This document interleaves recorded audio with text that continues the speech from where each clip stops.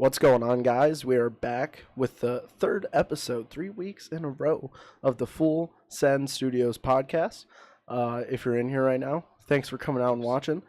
We're going to introduce our first guests on the show. Well, we had a quick cameo last week from one of our guests, but on my right here, we have Bronson. So, Bronson, if you just want to tell us a little bit about yourself, how you know us, why you're here, it'd be great.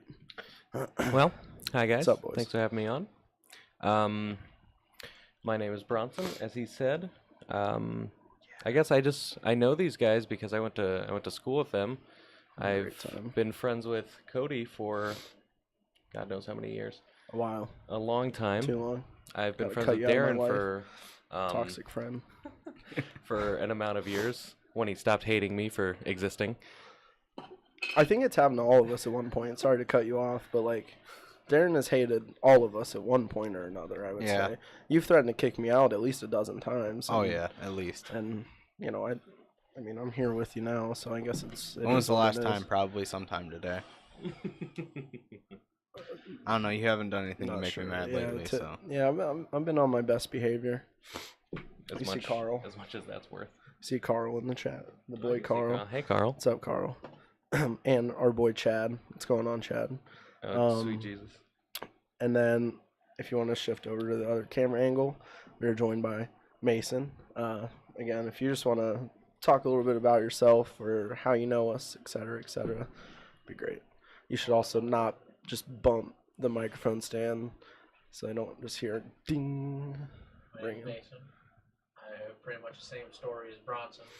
I'm intertwined in too many of these stupid stories to tell you, so a lot of pain. A lot of suffering. And as Cody said, we've all hated each other numerous times throughout our... Real love is built through the fire of war, am I right? Or am I right? Is my mic muted? I don't know why you keep saying real love. Oh, mic turned off. Let's go. We're back, boys. Mic turned off. Here we go. At least it wasn't the intro this time. Yeah, it was turned off. GG. Here we go. We're back. Sorry, that's a new mic. I didn't finish. I thought I finished setting it up. Chat, does it work now? Just one minor miss. It happens to the best of us. It should be fine now. Yeah. Okay, but now back to what I was saying before my mic was turned on. Same repertoire or same thing as Bronson. I'm intertwined in a lot of these stories. I've known Darren since 4th grade. Bronson since around the same time. With Cody since around the same time as that. It says turn them up. I would just move your microphone a little bit closer to your mouth, like mine is. So we have noise suppression on. It can be a pain in the neck. Is that better, Chad? Can you hear that? ASMR me. Absolutely still off. It shouldn't be. Talk, Mason. Hello. Yeah, it's off. Is it unplugged? Oh no. Darren. What a great start to the episode. It's on literally the same thing. Is this thing turned on? Does that thing need to be turned on? No. That's for the headphones. What a start. High production value. We were talking last week about how good we were, how much we've came up in the world, and now here we are. Mic talk. Well, third time's a charm, right? Yeah. Okay, talk again, Mason. Just you. Hello? It's definitely being picked up. Do it again. Hello? Yeah, it's definitely being picked up. It is very quiet, though. It is really, it's extremely quiet because we can't hear it. No. Yeah, when I talk into my mic, it almost spikes to the top. When he talks, it's like 3 levels of volume. Also, we should turn down the AC. I'll be back in a second. Oh. Well, it ain't 6 Really good start to the show here. Yeah, This episode brought to you by technical problems. Brought to you by Darren. Is the lighting better? Hey, I don't know what's wrong, so don't ask me. I don't know what's... Well, Mason, you gotta go. Sorry. Why? Well, because your microphone doesn't work. Sorry. I'll just sit here then. Look good. Absolutely still off. What a great start, honestly. Nevermore not off. That's good. That's good shit. Oh, hey, I got it. What it... Was the channel off? No, try now. Hello? Oh yeah, that's... God. We're good. Holy cow. We're back in What was business, wrong? boys. What's All right, wrong? boys, we're back. I got it figured out. He's loud. The as gain hell. was really, Yeah. really low. Oh, yeah, dude. That negative 700 Here, right? decibels. Yeah. Pog. Just try to get it with the other ones. Like, Keep the first Mason, three are all. just keep talking. If you just set it to whatever the other one should be pretty good because they're all in the same. What? Does anyone like that ASMR? What? I think that should What? be good. Yeah, that's probably good. What? Okay, so we're back now. We're back. All right, Mason, for the third time, explain yourself. Yeah, Okay. I love how you look in that camera. You don't have to yell. It's a microphone. I'm Mason. There you go. I'm intertwined in too many of these stories, and we just created one more. Here you go. That's how it happens. Yeah. As quickly as that. That's really just like It can be our as friend simple. group. It can be as simple as going to a cousin's house and retrieving a flat screen TV that turns out to be no. buckled in for an hour. Oh, Yeah, And, that was quite the time. What is that? Oh, Is that no. Jordan? Yeah, I was Oh, Jordan boy. in the back of that Buick. Oh god. Yeah, we seatbelted a TV into the back seat of a car, We drove, and then we couldn't get it out of the seatbelt. We drove a block with that Yeah. TV, and it got stuck for an hour in the back of a car. What a time. That's really just like that kind of just explains our friend group though. There's just like weeks of nothing happening and then just randomly someone's like, I have $1 million business idea. Let's go scrap computers for metal. Yeah. I think Or- the gym went 9 months without a single thing being worked on and on. Yeah. We started building it in summer of 2014. It did not get done until It's summer still of not done. Still It's still not not done. done. Still not At, done. at this point it's game over. It's as done as it's gonna be, Yeah, probably. exactly. Okay, so I guess what we're gonna do is we're gonna ask a couple questions about your guys' life, just so you can have a little bit of so the people watching can have a little bit of understanding of who you are. So we're gonna start off with an oh my god, ever pressing question. If you could only drink one thing for the rest of your life, and it can be water because water is degenerate, what would it be? Why is this lagging? Why is our stream lagging? What do you mean? Why is it lagging? It's buffering. Is that my fault? It's not for me. I think it's fine. So Whatever. We'll continue on. Anyway, well, why don't who's we the- go who's the go question to for? Bronson Me? first? Yeah. Mm-mm. It One can't be drink. water. Can be water. Because that's just too... LaCroix. Is that still water? That's the worst It's- answer I've It's ever sparkling water. heard. All right. It's all right. carbonated. I drink that. I guess I opened myself up for that answer. Mason, go ahead. Oh, I don't know. I don't drink as much water as I should. Oh, yeah. I don't drink near as much water as I should. It's chocolate milk, isn't Probably just milk. Yeah. Yeah, there you go. I spent last week constipated too, so Support the cows, dude. Support the cows. If I can answer that question, I Oh, definitely have to say Mountain Dew. Mountain Dew. No doubt 100%. about it. No doubt about If you it. only Episode had to not live- brought if- to you by if- Mountain Dew. if you only had to live until 30, what would you drink? Mountain Dew. Mountain Dew. Yeah. It wouldn't matter. Gin. Yeah. Gin No, might cut we're you done. off. We're done with that. We're done with that. Cutting that out of my life. I'm a beer only man now. I'm Why? grown There's and a lot mature. There's a lot of calories in beer. What? A lot, Look of, at a lot me. of domestic violence cases stem from beer. I'm sure a lot of stem beer. from liquor too. One is just gonna happen at 8 p.m. The other one's gonna happen at 10 p.m. Actually, Either it way, just it's depends gonna what time. happen. One's just gonna come sooner if it happens. get off work. Wow, that's hard to argue with. Cut off. Yeah, it depends when Jerry's cuts me off, right? No, it doesn't. I'm not going to Jerry's. Okay, let's get that straight right now. Okay, so next question: what does your 5-year outlook look like in your life for both of you? Let's start with Bronson there again. Just talk about progression of what you want to accomplish, so they can understand where you're at, where you're going. I'd eventually like to graduate from college with a bachelor's degree, as long as that's There going you to take go. me. But I'll tell you now, it's not worth it. Just drop out. uh, We're still sitting beside each other, aren't we? Mason. Shh. Please. and I'd like to eventually, I'd like to be financially stable. Those are life. I mean, goals honestly, right there. those are actual goals that I use a guise of humor for because they don't sound like they should be that impossible, but Right. they seem pretty daunting from a young person's standpoint. I'd also like to be a lot more fit, but I've Right. said that for years, and it's never happened. I've said so. that.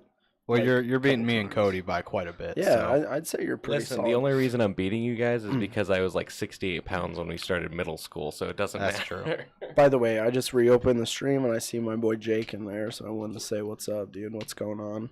Hope life's treating you well. Bronson's just breaking our lights. Bronson, are you? This is tragic. Where's Ian? Ian, come back. We miss you. Things didn't break when you were here. My laptop's just constantly getting unplugged. It's like It's a rough in time. my chair. All right, so let's go over to Mason with Yeah. that 5-year outlook question. There you go. I'm still trying to break into the rap game. Bronson, you gotta fix this. Because I need my laptop. No, I'd say within 5 years, I'm probably still going to be doing the next. Actually, I'm probably doing the thing I'm doing right now for the next 38 years, to be honest with you. Miss you too. To reach a minimum retirement and go to the full amount I can get for my retirement. Mason is a cop, by the way. Just to make more money. I'm okay. I mean, Money is what makes people happy. I got a job in my field, and I don't know. I'd like to have at least a 2-year degree within the next 5 years. That'd be nice. But Yeah. if I'm working 500 hours of overtime a year minimum, I don't think that's going to be a possibility. So, Right. It's a struggle. But are you happy doing what you're doing? yes. That's what matters. And you're making money. That's the goal. Making decent money. More money than I ever made in my life. I don't have to sit there and eat chicken fingers every night. Right. Yeah, but why wouldn't you want Chicken to? fingers, Chicken dude. fingers are fucking Shout out great. Matt What Klein. does he say? Life's not all about getting drunk and eating chicken What is fingers. happening? Yeah. How does it keep getting unplugged? Should be good now. I removed it from. Ian never unplugged this. I I'm just removed saying. it from on my chair. Okay. Let's get it. Let's get it. Production value. Have you 10 guys out of gone 10. over where you want to be at in 5 years? Well, in 5 years, I'm going to be a billionaire from the Gather, so I don't really have to think about that too Is it much. even worth asking you what you're But going to be doing in Let, 5 years? let me give a realistic answer, though. Realistically, I think what I'm going to do is try to get a job in HR somewhere, preferably someplace that would pay for me to go back to school. HR Such as Full Send Studios. Yeah. Yeah. Full Send Yeah. Studios definitely will definitely need an HR department. If this whole project goes downhill, If that is probably what I'm going to do. Go back to school, get my master's, and then work somewhere. why are you taking a break from school though? Just be content because I don't want to pay more money because college is a scam. How deep are you? I in? hope Bernie Sanders gets elected in whatever year Bernie and Sanders hope I gets can go back elected for at free. Nah, dude, 104 Kanye. years It's old. gonna be Kanye or The Rock. Has anyone ever seen that like student debt calculator? Let's see what it's at right now. And you tell me why I don't want to go back to school. Let's see if I can find it. Student no. I'll find it later. We'll talk All about right. it later. Well, I guess I'll answer that 5-year outlook question. Definitely making the Gather at Full Send Studios. Absolutely. Let's get it. I guess I'll talk a little bit about where the name Full Send Studios comes from. Oh my! This is in itself, this project is a full send. It's either this or nothing. I'm going to be homeless on the street, or I'm going to be a millionaire from this game. Either way, it's going to be one of those two. There's no in between. So that's what I'm going to be doing. Pretty much, I'm not doing anything else if this doesn't work out. So Yeah, I'm probably gonna jump off a balcony somewhere because that's all I want to do. If I can interject and go back to what Mason asked Cody about how deep he was in financially with college, I'll say that I've sunk about $60,000 into education, and that's just a 4-year degree. Well, I didn't really want to dive into this. By the way, I found the number 10 hours ago. The student debt crisis, whatever you want to call it, is $1.5 trillion. It's a lot So of money. do with that number what you will. What is the U.S. debt? It's like 19 trillion, maybe Okay. close to 20. So it's pretty substantial, and the whole system is flawed inherently because education. You can probably get the same education for free with the internet that you can get in college. Probably, maybe not, but I'd say probably. You can get the same.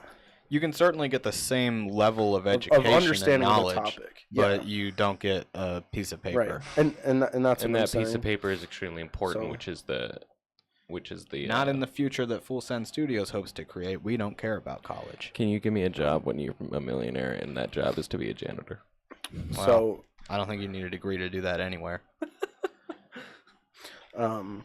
yeah, so it's kind of complicated, but I mean, realistically, it's a scam for money. I mean, that's what the world is anyway. But that's why I'm not going back to school right now until I can get it paid for, because I can get certification that would give me the same amount of understanding for like $500 rather than spend whatever it is, 50,000 more or whatever, something stupid. So I believe the police academy was about 5,000 for me. So, well, and that's the problem though. Is you have jobs like that where people can go into that, and you know, the education is not just, you know, sitting down and taking a class about human communication or something, or an art class or something that has nothing to do with what I want to do. And there are trade jobs like that and stuff like that. But the fact of the matter is, to get into, I'd say something like 75% of industries, you need a college degree, and it's just not how it should be. even where I work, you get an extra, what I want to say, 200 a year for an associate's, 400 a year for a master's or bachelor's, and an extra 800 for a master's. Yeah. Which at the end of the day, it's like crap. If I'm working 500 hours overtime anyway, it don't matter. But Right. But there's also the trade-off, you know, places like that, you typically don't have to work on the weekends. You're home every day at 4. Right. I don't know when I'm getting home every day, so. Yeah. There's definitely trade-offs, but I mean, I think we can generally agree that college is just a scam. But you get to live that truck life if you have that trade job, so. That's hard to argue with. Or you get to drive around a $1,500 brown Jimmy everywhere you want. $1,700. $1,700 brown Jimmy. Oh, and while we're on the topic of vehicles, I think this would be a good time to have Darren explain how he turned his truck into a houseboat temporarily. Why don't you? Okay, Why don't you okay, talk I'll about talk about Is there any way this. you can post a picture on the chat so people can see? It's not a lot of worth work, but it. basically just imagine, I bought this truck, $54,000 truck. Not my smartest financial decision ever, but hey, you know. We've all been there. I so- have not been there. So I buy this truck. I had it for exactly a year. I just sold it not too long ago. But at one point I crashed it into a creek. More like a creek, yeah. Yeah. It was a creek. You know, Good did some old damage. creek. Did about $14,000 of damage to it, but I had insurance, so I only paid $500. But well, I mean, it's hard to total something that's worth like 40 something grand. So I did like $14,000 of damage, and insurance fixed it, and then I sold it a little bit later on. So What a you truck. know. I missed that truck. It was a nice truck. It was If a you really can nice if you can imagine it, it was black, Of course. very large, like it had a 6-inch lift on it with really big oversized tires, and Flex. that whole for 9 Twitch. yards, yeah. Flex for Twitch. So There you go. but it's gone now. R.I.P. Did you ever give it a name? No, Never have a name. I'm So that's a I'm shame. not to that level of truck guy. Yeah. So That's fair. That's fair.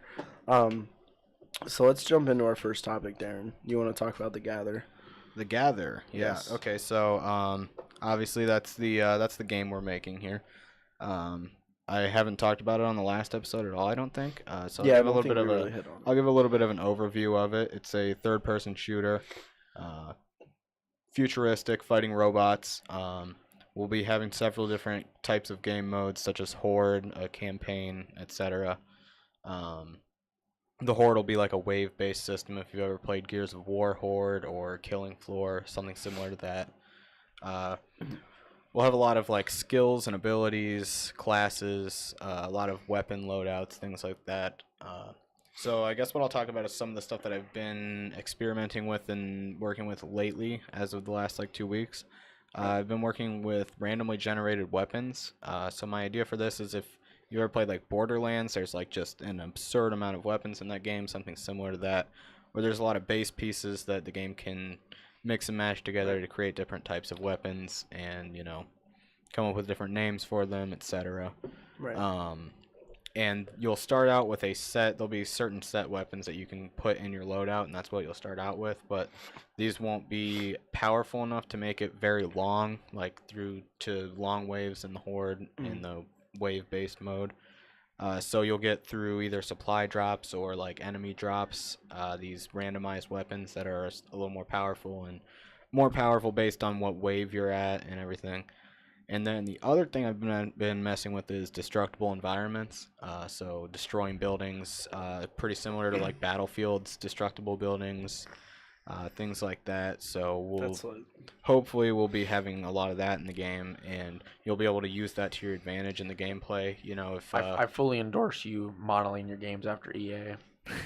well, Just so our you know, game Darren. takes inspiration from just about every game I've ever played. I think so. you should just follow EA's business model, and I think you'll Oh, go far. that We can actually talk about brings that. me into another topic about the Gather is the business model, which I think is pretty much set in stone at this point. Pay to play. Went through all the way, pay to play. I've went through a lot of different ideas and models that we could adopt for the game. Yeah, we. But I think I've settled on this one at this point, and at least to the point that I'm able to discuss it. Yeah. So Things might basically, change a we'll bit, be but- free to play, with no microtransactions, because who likes microtransactions? Am I right? So You. it'll be free to play, You. and basically EA, it'll come Bungie. with a set amount of 343. content. So just as an example, let's say there's 3 maps, 6 characters, and some weapons and whatnot in the free to play version, and then there'll be a monthly subscription. Don't have a price on that yet, but I aim to make it easily affordable. And basically we'll have seasons, so I'm thinking like every 3 months, arbitrary number, Similar really to the Fortnite able to model. change. Yeah. Yeah. So we'll have a season, and basically in that season we'll release several new maps, characters, enemies, weapons, game types, maybe a plethora of premium content. And at the end of the season, that content will go into free to play, but anybody who has a membership during that time can access the premium content before it hits free to play. Right.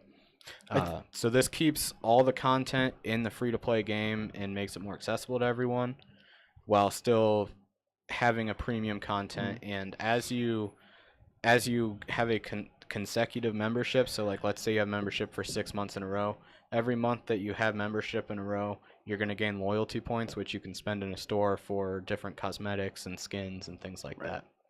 Yeah, and to bounce off that a little bit, I think that model is kind of formulated around the idea that, like kind of the Fortnite idea, that if you put out a good game that a lot of people enjoy, they will want to support your, what you created, and I think, kind of going off what Darren said, we're confident in the fact that the game we're making will be enjoyable, it will be fun for one person or more, and as a result, we're confident that we will be able to continue to put out quality content with the money that we make from these subscriptions.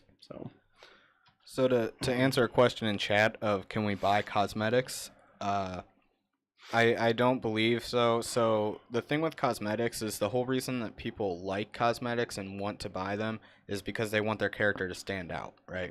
So there has to be some amount of rarity to them, If everybody can just get the same cosmetics with the same amount of ease, they're kind of pointless. So I think that by doing it through solely loyalty points, it kind of becomes a bragging right where you can say, I have this skin that, you have to have 500,000 loyalty points for or something, and how many people have that. Yeah. So I think it's a way to better market them, I guess. That's my belief, but this is all subject to change. Yeah. But this is our general idea for the moment. And to hit on what Carl talked about in chat, I think the monthly thing is like kind of subjective. Like Yeah. like we're So we're the moving time off of frames, the- the time frames are kind of subjective at this moment, and they're Yeah. able to change right now, but they're just kind of general ideas for how the subscription will work. You know, Right. whether it's a month or 3 months or whatever. Yeah. But that's kind of the general idea that we're going with right Yeah, now. like all the specifics on how it's actually going to end up operating are kind of fluid, but Yeah. like I said previously, the idea is that if you put out quality content, people will want to contribute to see that grow. But specific time frames and stuff like that, I think are fluid. Yeah. And I think to add to what they're saying, obviously it's hard for me to get behind any one of Darren's business ventures at this point in the game. He knows exactly why, but I think what I'm gonna cut you off. I think you can look around this room and say that he's a bit more dedicated than what he has been in previous projects. But I'll let you finish. That's true. No, what I was saying was, I think the idea of what they're going for, I have not been as active in video games in that realm as I definitely was when I was a little bit younger.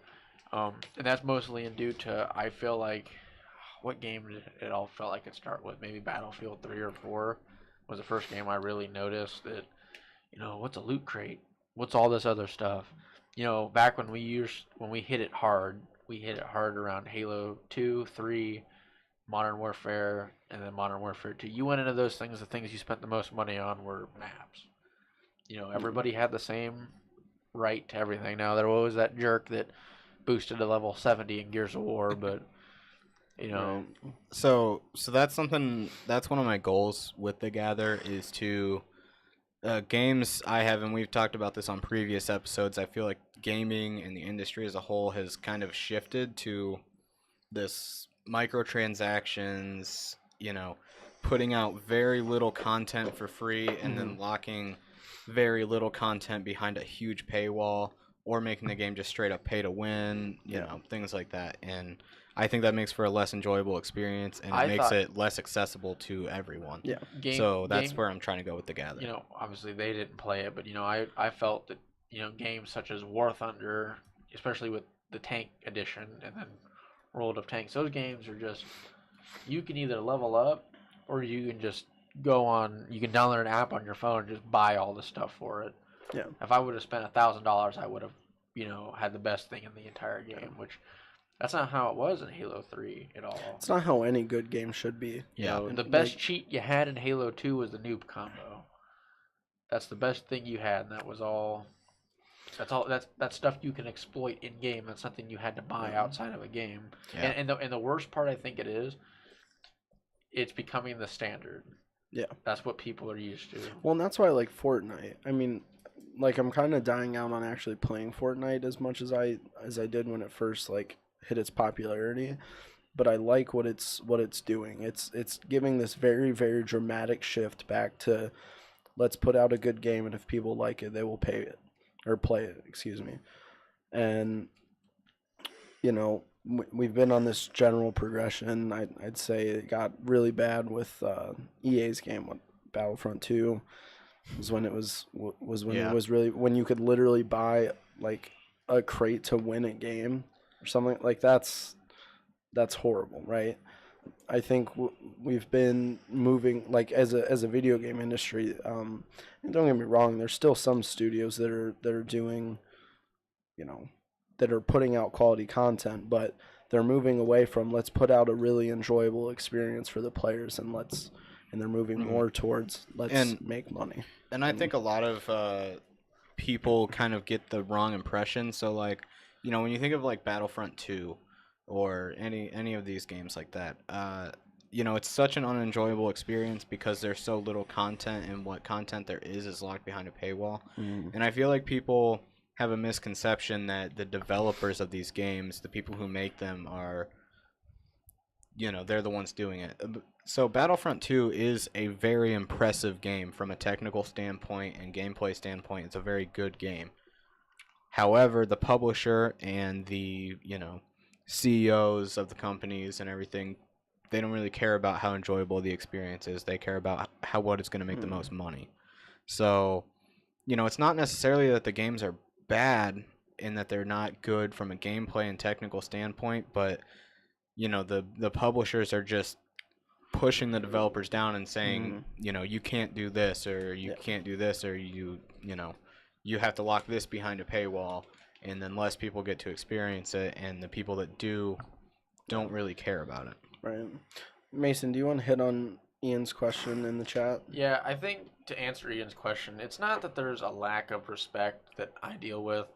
It's more so the thing that people hear about how big heroin has been in the last couple of years. Well, now it's methamphetamine, and the difference between when people are on drugs and when they're off drugs is a world difference. I find that the same guy that I deal with that's on drugs might be super chill, and then when he's off drugs going through withdrawal, he's just the worst person in the world. I don't feel like there's a lack of respect. I think once it comes down to it, and when they realize, and I hate to point it out, but it is the more liberal demographic that I think has the hardest time that we deal with on calls, just because they're so accustomed to being more outspoken. Well, when the law is what it is, and we try to say something, there's a really big video out there on the internet right now. Some chick that got kind of roughed up a little bit by police on a beach. Well, her side of the story was only a fraction of the story when the body cam got released. Say what you want, but no, I don't find it's any different, to be honest with you. And to be honest with you, I'd say 75% of people that I encounter on and off duty are supportive. Well, I generally feel like, I have two things to say about this. And it's not just the liberal demographic. The people that are very conservative also kind of, they're not the best ones to be, because when you get really conservative, you start bridging on sovereign citizen, and that's a whole nother. Trust me, that's. I'd rather deal with a #MeToo person all day than a sovereign citizen. I can tell you that. I can tell you that right now. Well, let me add on to that really quick. I think a lot of times the problems, like a lot of people see within that, like online videos and stuff like that results, or that is a result of all of these very like minor cases that, yeah, a lot of times they are wrong. And, I'm sure even you can attest that cops make mistakes. They're human too. You know what I mean? But to generalize that, yeah, and this is what humans do kind of naturally, just to help them understand things better, is they generalize, what they see and assume everything's that way. It's the same kind of thinking that like people are more afraid of a tornado killing them than driving a car every day. Millions more people die of car accidents every year, but because a tornado or a hurricane is publicized so much more, people are more afraid of that for whatever reason. And it's kind of that same concept of people see someone maybe getting beat unnecessarily on YouTube one time, even though there were 50,000 legal perfect arrests that went just as they should have. And that can kind of, I think that's probably why Ian asked that question, is because we see that so much online, and people might have like misrepresentations of what a police officer actually wants to accomplish, which like it's your job. Like, you don't make the laws, and I think people struggle with understanding that. And if you really don't like the laws and you're over 18, go vote. If you don't vote, your opinion to me honestly is worthless. If you want to talk about drug laws or whatever, but you didn't vote in the last election, well, and you were able to, then your opinion is basically worthless. Get out there and try to actively seek ways that are gonna promote a better dynamic in the country between cops and citizens. And I think the thing that people forget when they go out and they and they have their lawful protest, which is they're right, obviously. Sure. The thing that people forget, cops cannot be judged in a court of law based on hindsight. And that's the most important thing that gets left out. You cannot be judged in a court of hindsight, pretty much. Yeah. If I do something, if I carry out an act, and I have all of the facts presented to me at the time, those are the only things I can be judged on. if I see a guy sticking his hand in a waistband, that's probable cause for me to think that he's got something going on. And if it turns out he doesn't have a gun, well, what happened before I shot him? What did we believe? That kind of deal. Yeah. Well, let me bounce off of that with a question for you then. Do you think, as a result of kind of what Ian was talking about, as a result of all these, like, you know, cop shootings and things like that, do you think that you are, like, as a police officer, do you think that you have to approach each day a little bit more, like, attentively? Like, you have to, like, you're more focused on that kind of thing than maybe someone would have been 30 years ago when they were able to just beat the hell out of whoever they wanted. And I kind of have a first-hand knowledge of that because my dad did work 20, 25 years ago. This right here, whether you're wearing a body camera or not, this is your cell phone. Other people having a cell phone is accountability. Yeah. And unfortunately, and it also depends on where you work. Where I work, and I won't name where I work, but I work in a more conservative area. When you work in California, everything happens with a cell phone. Right. And if you find footage from the Parkland shooting, you'll find people pulling their cell phones out and recording before they'll go down and put pressure on a wound for somebody. They got shot. Yeah. I don't know. And there's all kinds of things that scare me at work. Yeah. And there's things that should scare me at work that don't. I am more scared of a dog running after me than I am of chasing after a dude. Yeah. Right. I mean, that's understandable. I hate dogs. What if that dude has like jaws that are like a dog's? That'd be pretty scary. Oh my god. Well, if I'm chasing a Halo Elite. That was my first contribution in like 20 minutes, and I'm really ashamed of myself. It's all right. It happens to the best of us. You just gotta learn how to just mouth vomit. That's what I do. You need to watch more Howard Stern. That's what I found helps me when I'm in the podcast game. I think there should be an uncensored Full Send Studios podcast. Oh, Darren, no. where you bring on Howard. We don't need to. We go don't want to into, get hit by the TOS. We don't need to go into what Howard Stern does to make his show the legend that it is. That's a big TOS right there for sure. I think Chad brought up an excellent point. What if the subject is barking like a dog? If the subject is barking like a dog, He's probably on bath salts. Yeah, bath salts would be a popular culprit. Mhm. And bath salts, man. Let me tell you something about bath salts. I don't know what it is. Chill on that. Yes, Ian, they are. You're just constantly slamming the table, and I just hear it go. It's just it's a struggle. Ian, the headphones are actually working. I got that fixed, so. Oh, dude, we have logos. Anyway, that's interesting. Is your name Benadryl Car Park? Yeah, that's me. You know you can just talk, right? You don't have to type in chat. Right? Yeah, well, they I have like to to watch you. They're here. I like They have to watch. interact with the How many viewers do we have? the people. I think it's at 9 right now. Yeah, we have 9 right now. I think we peaked at like Shout 11. out. How many 10. subscribers do you have? None. We We can't have We're subscribers. not partnered, right so now. we don't get subs. We get people following. We but have don't- 19 followers, though. That 10th follower will get a free car from Full Send Studios. Well, we have 19 followers, so it's too late for that. We're not- Also, that are watching. you're not actually getting a car from Full Send Studios, so. Yeah, let's clarify that any statement made by Bronson or Mason on our behalf is not valid. I'm not going to make any statements on their behalf unless it's with their permission. Cams looks real nice. What? So I saw Cam's look real nice in the chat here. What's that mean? He's talking about our cameras. The cameras actually will be replacing these ones next week. We have new ones, but they're not here yet, so we will Rest be in replacing peace. those next week. These ones do not like to. They say they record in 1080p, but they really don't like to, and they tear and glitch a lot when you do. So we're only able to record in 720 with them. So we'll be actually recording in 1080 next week.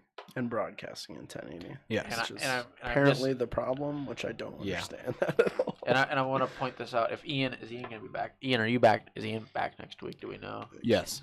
I would like for you guys to start diving into some of the D&D stories, because there are a lot of D&D stories, and Darren made the most spectacular character I did have in a really D&D. good character. That is a really good story, though. Darren had go a for it. We'll have to talk about that. Ian also had a spectacular character as well. I guess I can talk about that right now. Sure, I mean, go that's a for pretty good story. So we're playing D&D, a couple of us. Which I think is Dungeons and Dragons. I think for most those of you people that in don't this room, minus Cody, were involved in that game at one point or another. People came in and left at different times, but anyways, our friend Jack was the dungeon master, and Jack is Also known as God. yes, Jack is also known as God. He's a very good dungeon master. He's very liberal in what he allows you to do, and I think that's the best kind.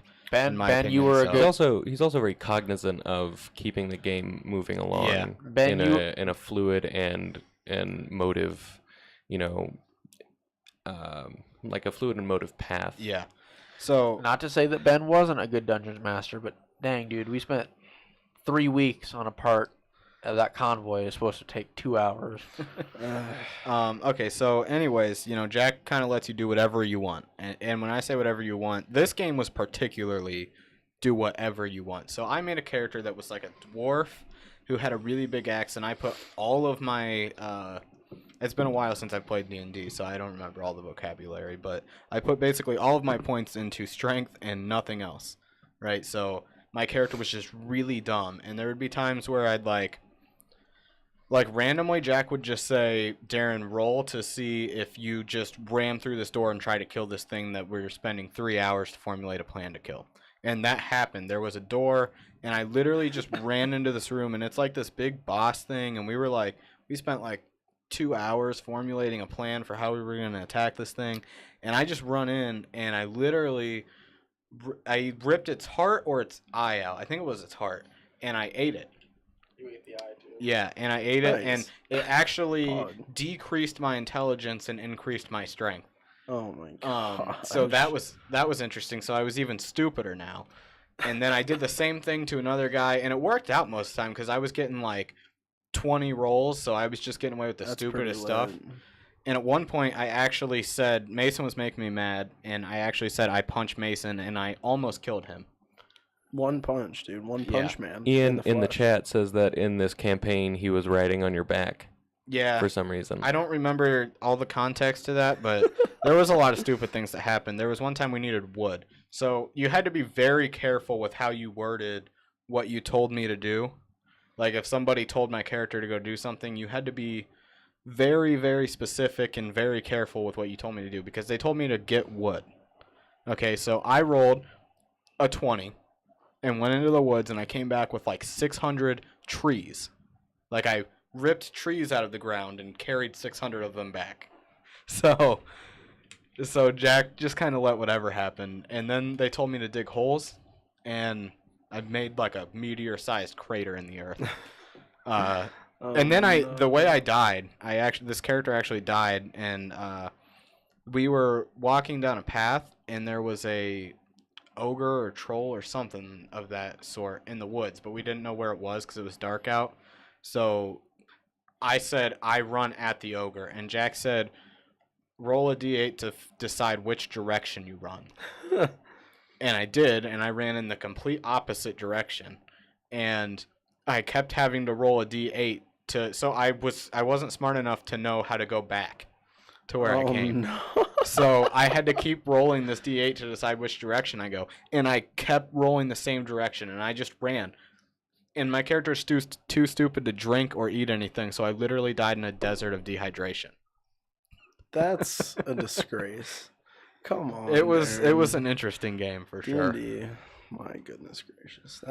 That's disappointing to hear how you died though, honestly.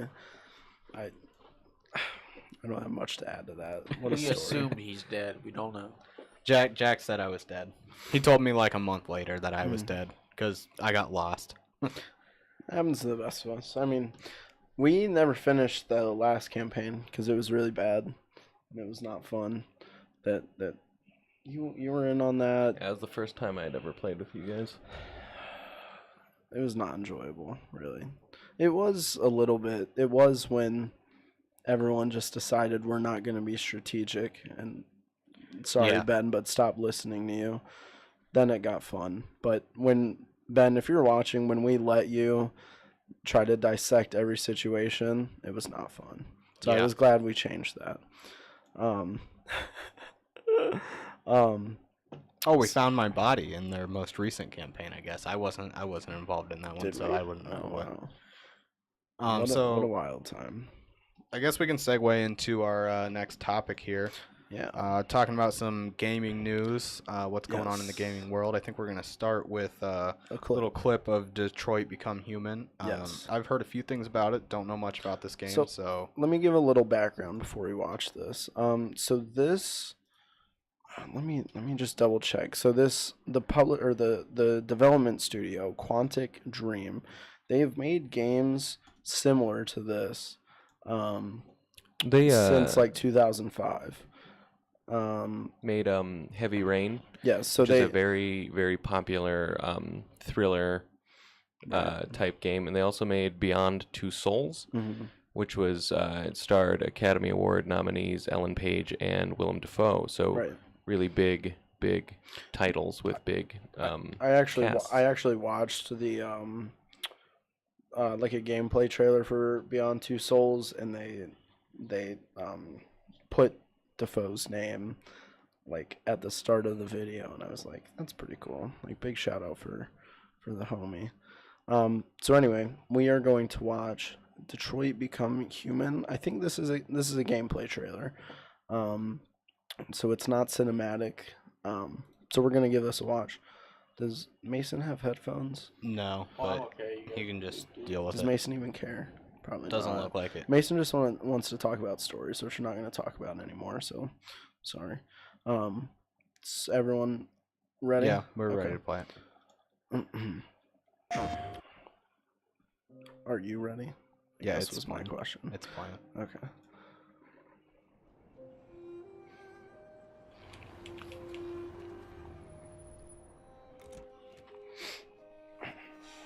Been gone for 2 weeks, so the place is a Maybe you mess. should have listened. You do the housework, the washing, you cook the meals. That's Alice. You look after her. Homework, bath, all that crap. Got it? Right away, Todd. Almost. Aren't you going to school today?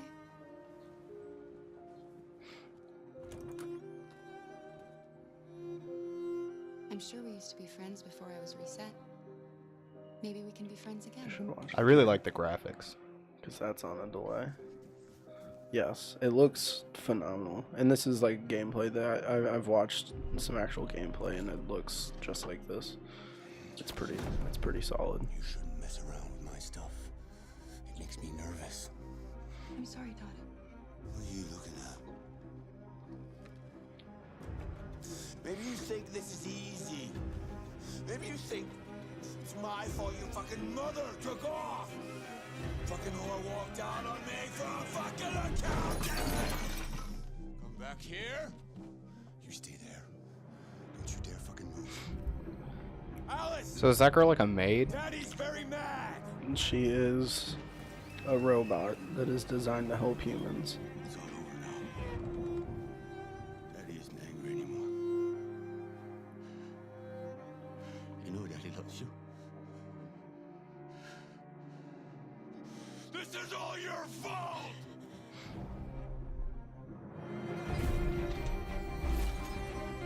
He's coming. He's gonna hurt me. Run! Get away, or he's gonna break you like last time.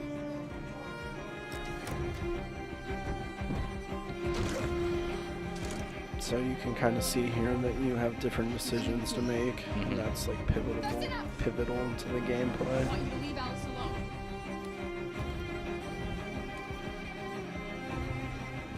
She's mine. I do what I want with her!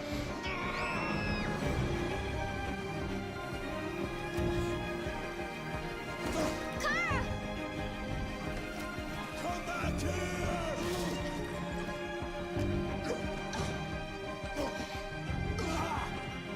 Watch out, Kara!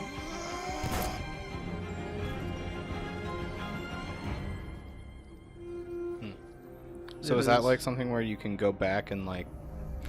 No. So like the whole point is that you, well, maybe I don't think so. Okay. I think the basis is that you make a decision. You might be able to replay certain. Okay, so let me just give some like general things about the game because it's kind of important for your question. So the idea is you're not one person throughout the whole game. you switch to a bunch of these different, whatever they're called, bots or whatever. That's what we'll call them, bots. So the premise is, like, every decision you make ultimately actually influences everything that has to do with the game.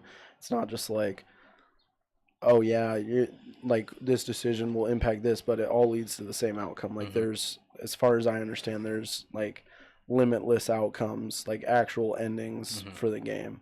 So the point is, like, you make one decision, like for example in that video, killing that guy, that can lead to you maybe turning into like a murderer or something like that. I don't know exactly how it works, but that's the general principle, is that every decision you make influences literally everything that's going to come after that.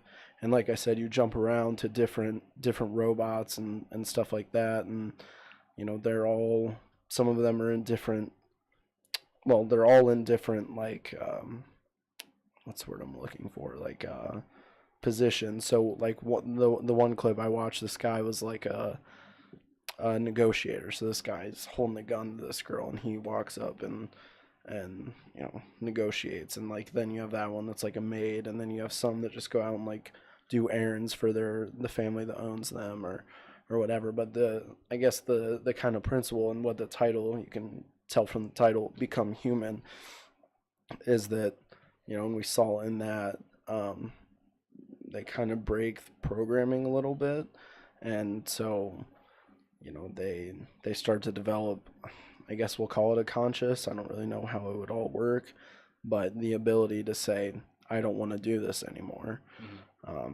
which is literally just everyone's fear about AI. So it's interesting because the game looks beautiful.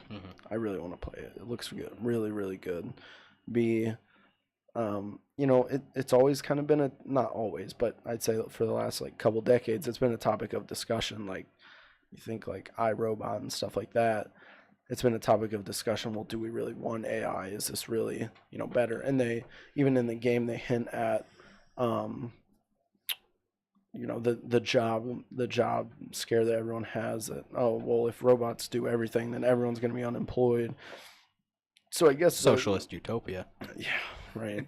So I guess the whole point is like, okay, if we look into the future, what could happen, you know? And I don't necessarily like that, because I think advancing AI and having a better understanding of that is important, and I don't want people to be scared, but it's creates really good content when they are scared for games and movies and stuff like that. But I think it's an interesting concept to think about, like, you know, to actually think about in modern America, when we're really on kind of the precipice of probably having something like this, you know, with, I forget what was the name of that. Of IBM's? Of that robot. I can't remember. It was super popular. No, it was like a woman. I can't remember where it was made. Like, she's like talking, like communicating with people. I can't remember her name anymore. I feel like I should know this, but I don't. I don't know what it's called. Can you find her name? Female. Let's see. Female bot.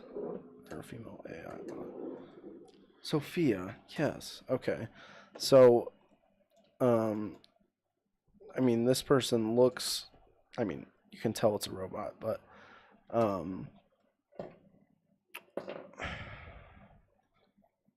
please stop. You can hear that? Yes, like Mason. quite loudly? Oh, Yes, very loudly. Like anything you do, like this, they can all hear that.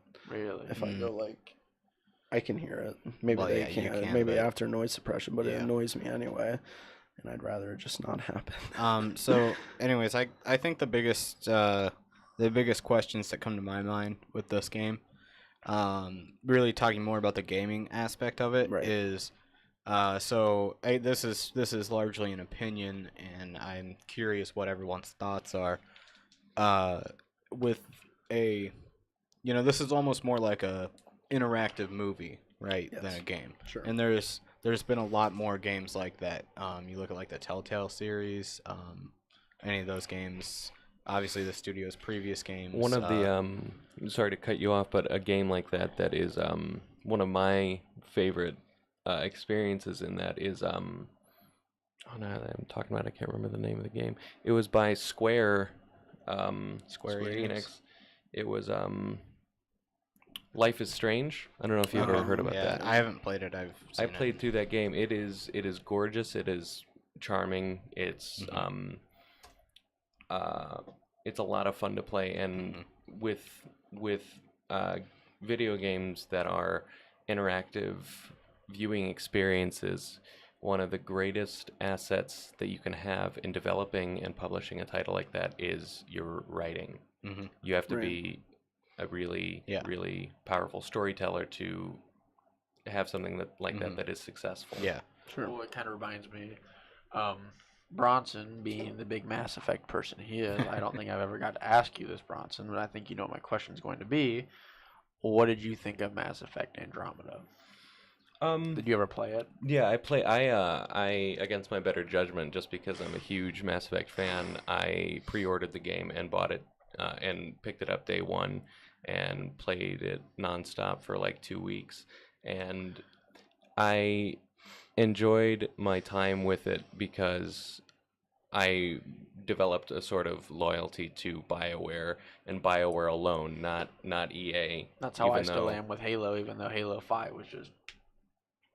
Halo went downhill after Halo 3. Yeah. I don't even like Reach that much, but Reach was like okay. I didn't like it. And from Halo 4 on, when they added Sprint, that was the worst thing they ever did. It to the really, Halo franchise. really changed. So you know something that's interesting though. I recently have been playing the Master Chief Collection a little bit, and I was reading a thing online about it, and someone talking about the differences between the original Halo trilogy and where we're at today with the Reclaimer trilogy. And it actually.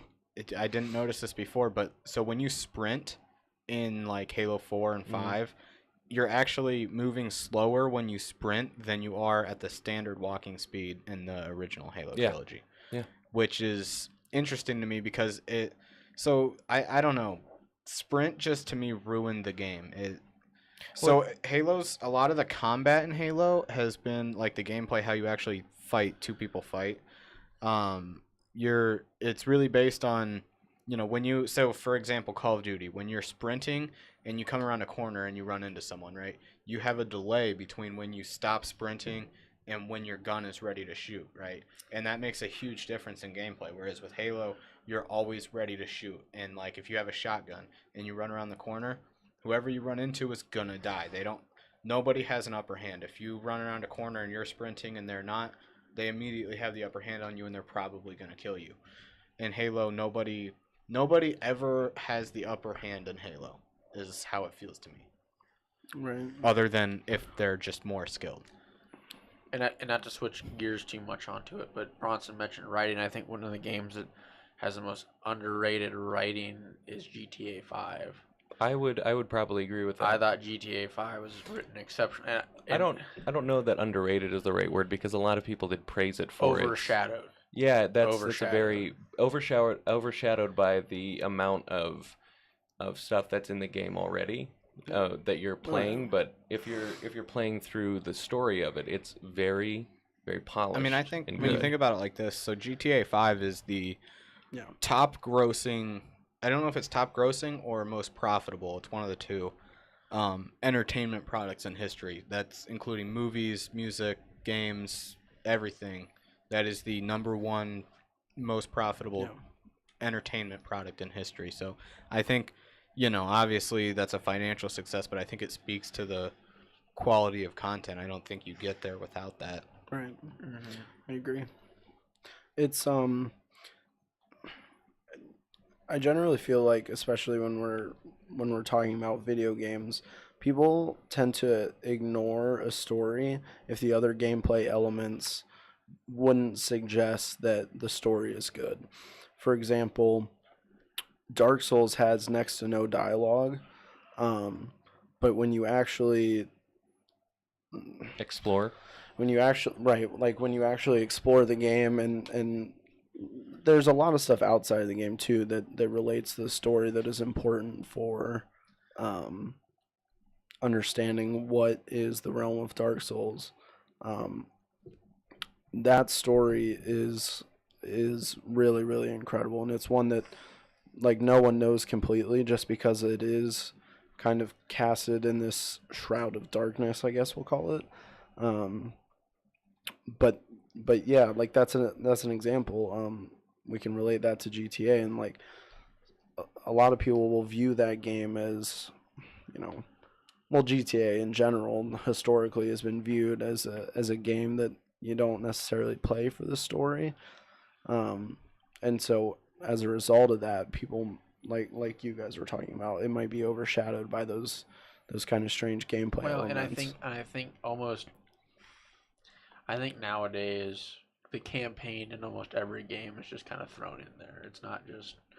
I think Darren and Bronson can agree with this, maybe more so than Cody, but we can go sit there and go play through Halo 1, 2, and 3 and have a totally different experience on the campaign. Oh, yeah. What did we do last time? We tried to jam all them wraiths on the quarantine zone. So map. I think this is a good point.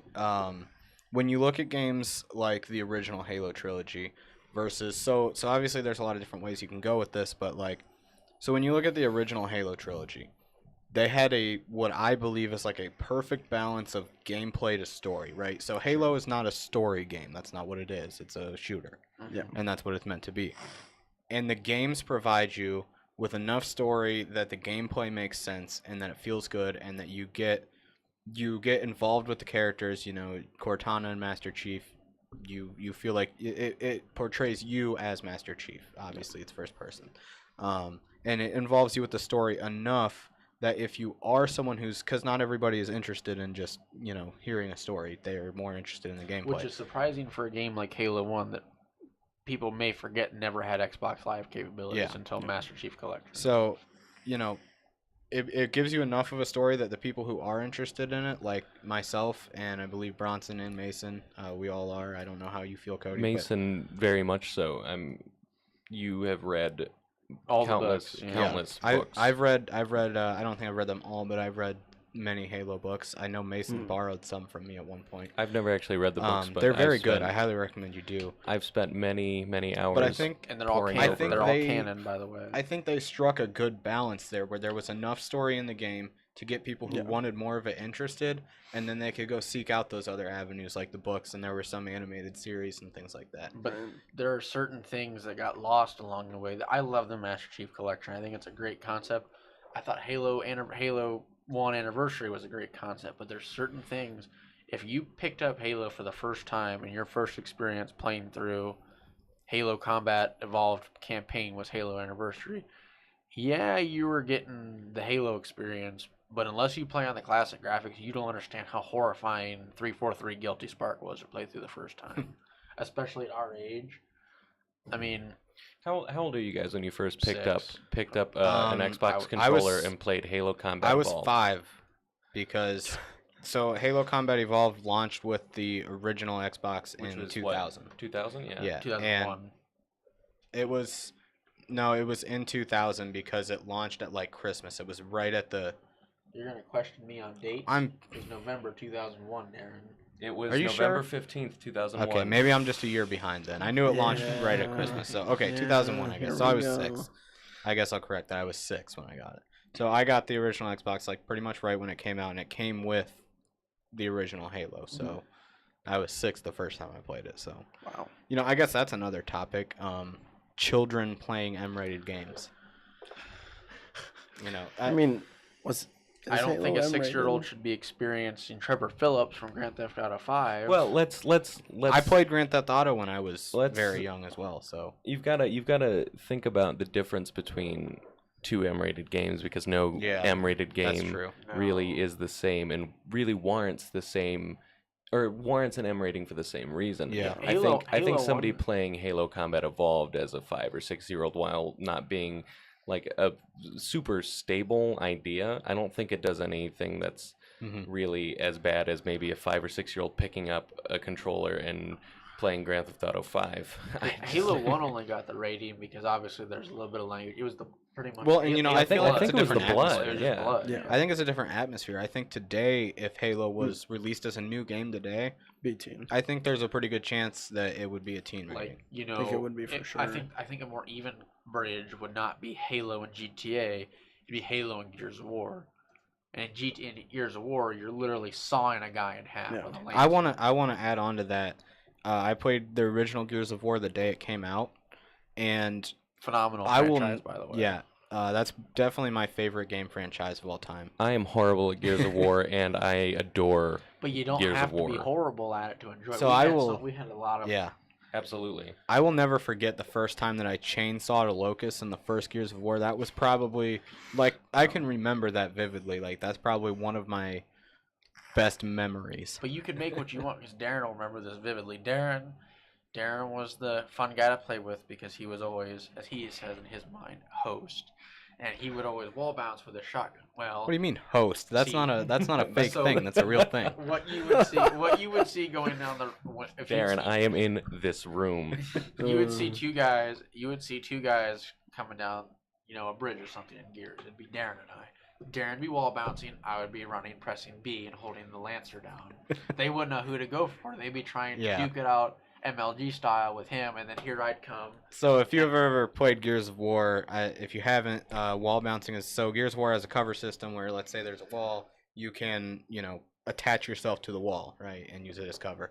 And wall bouncing was this thing where basically if you were really good, you could time how close you were to the wall to press the button to attach to it, and you could bounce off of walls really fast and be very hard to hit.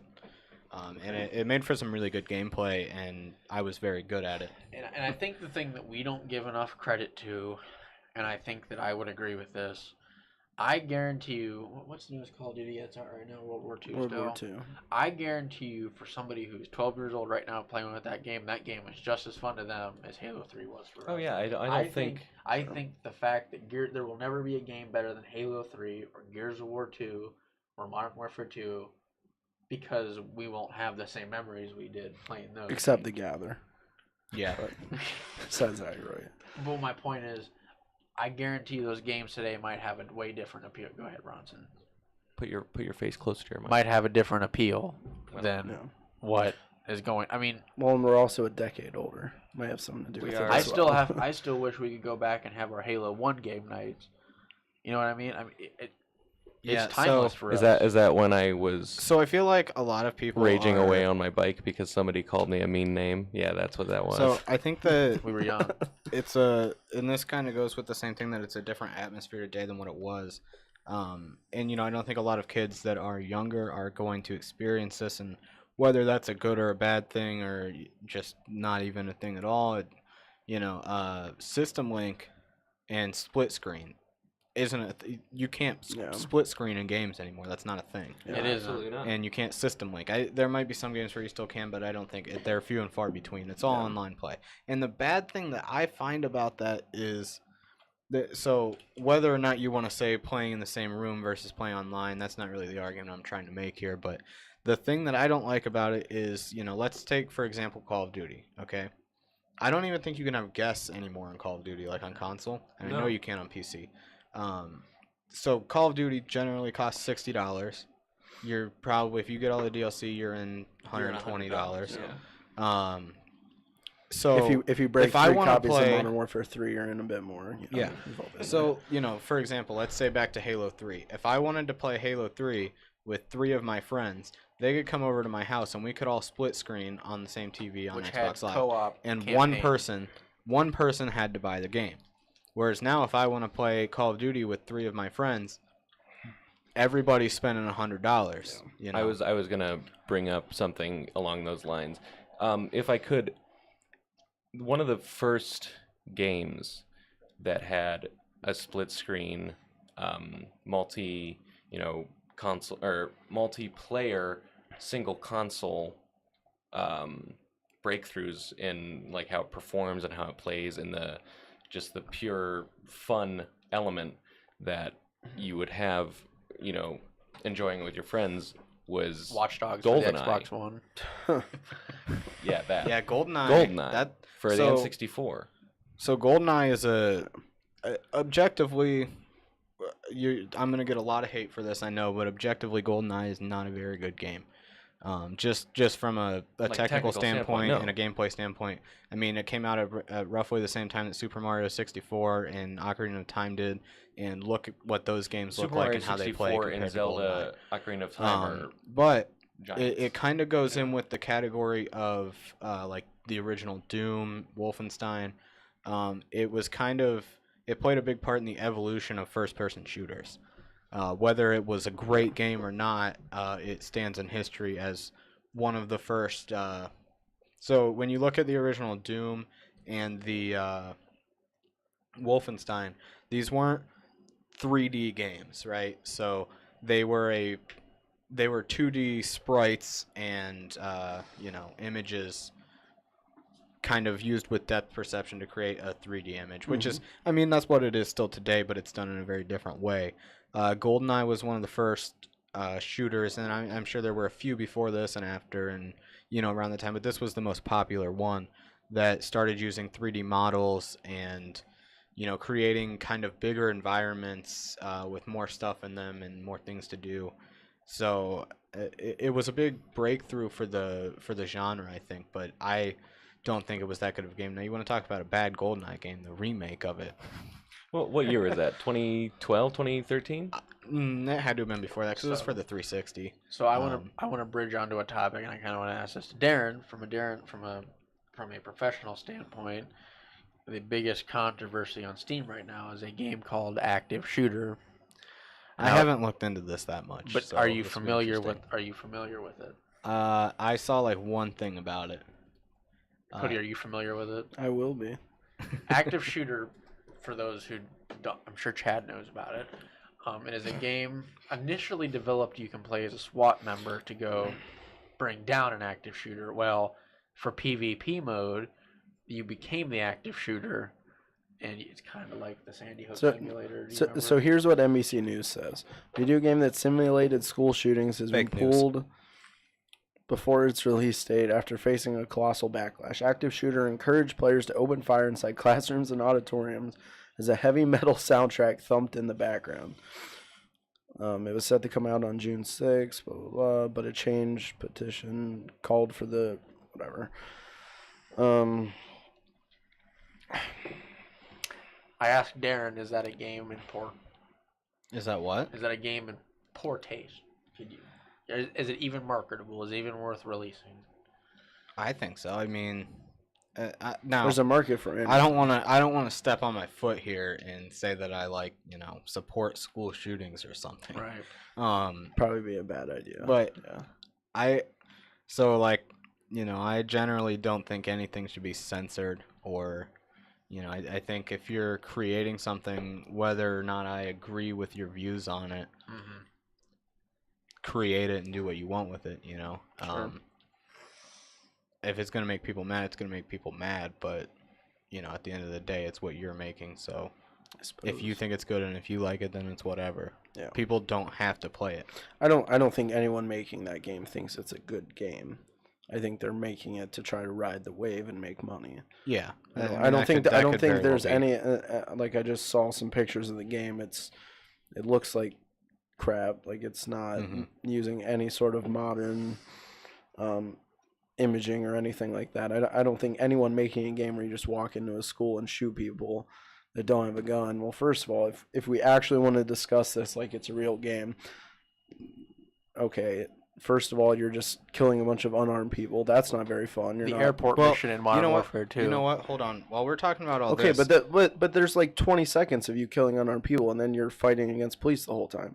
There's a little bit of, okay, I made this mistake, and now there's people trying to counter my aggression. In also, this game, that mission in Modern Warfare 2 it's not only is it optional, it plays an important part to the story at large in the game. And it plays, so you're playing as undercover, right, in that mission, and I think it plays a role in showing how dedicated the members of the team in that game are to their goal. Right.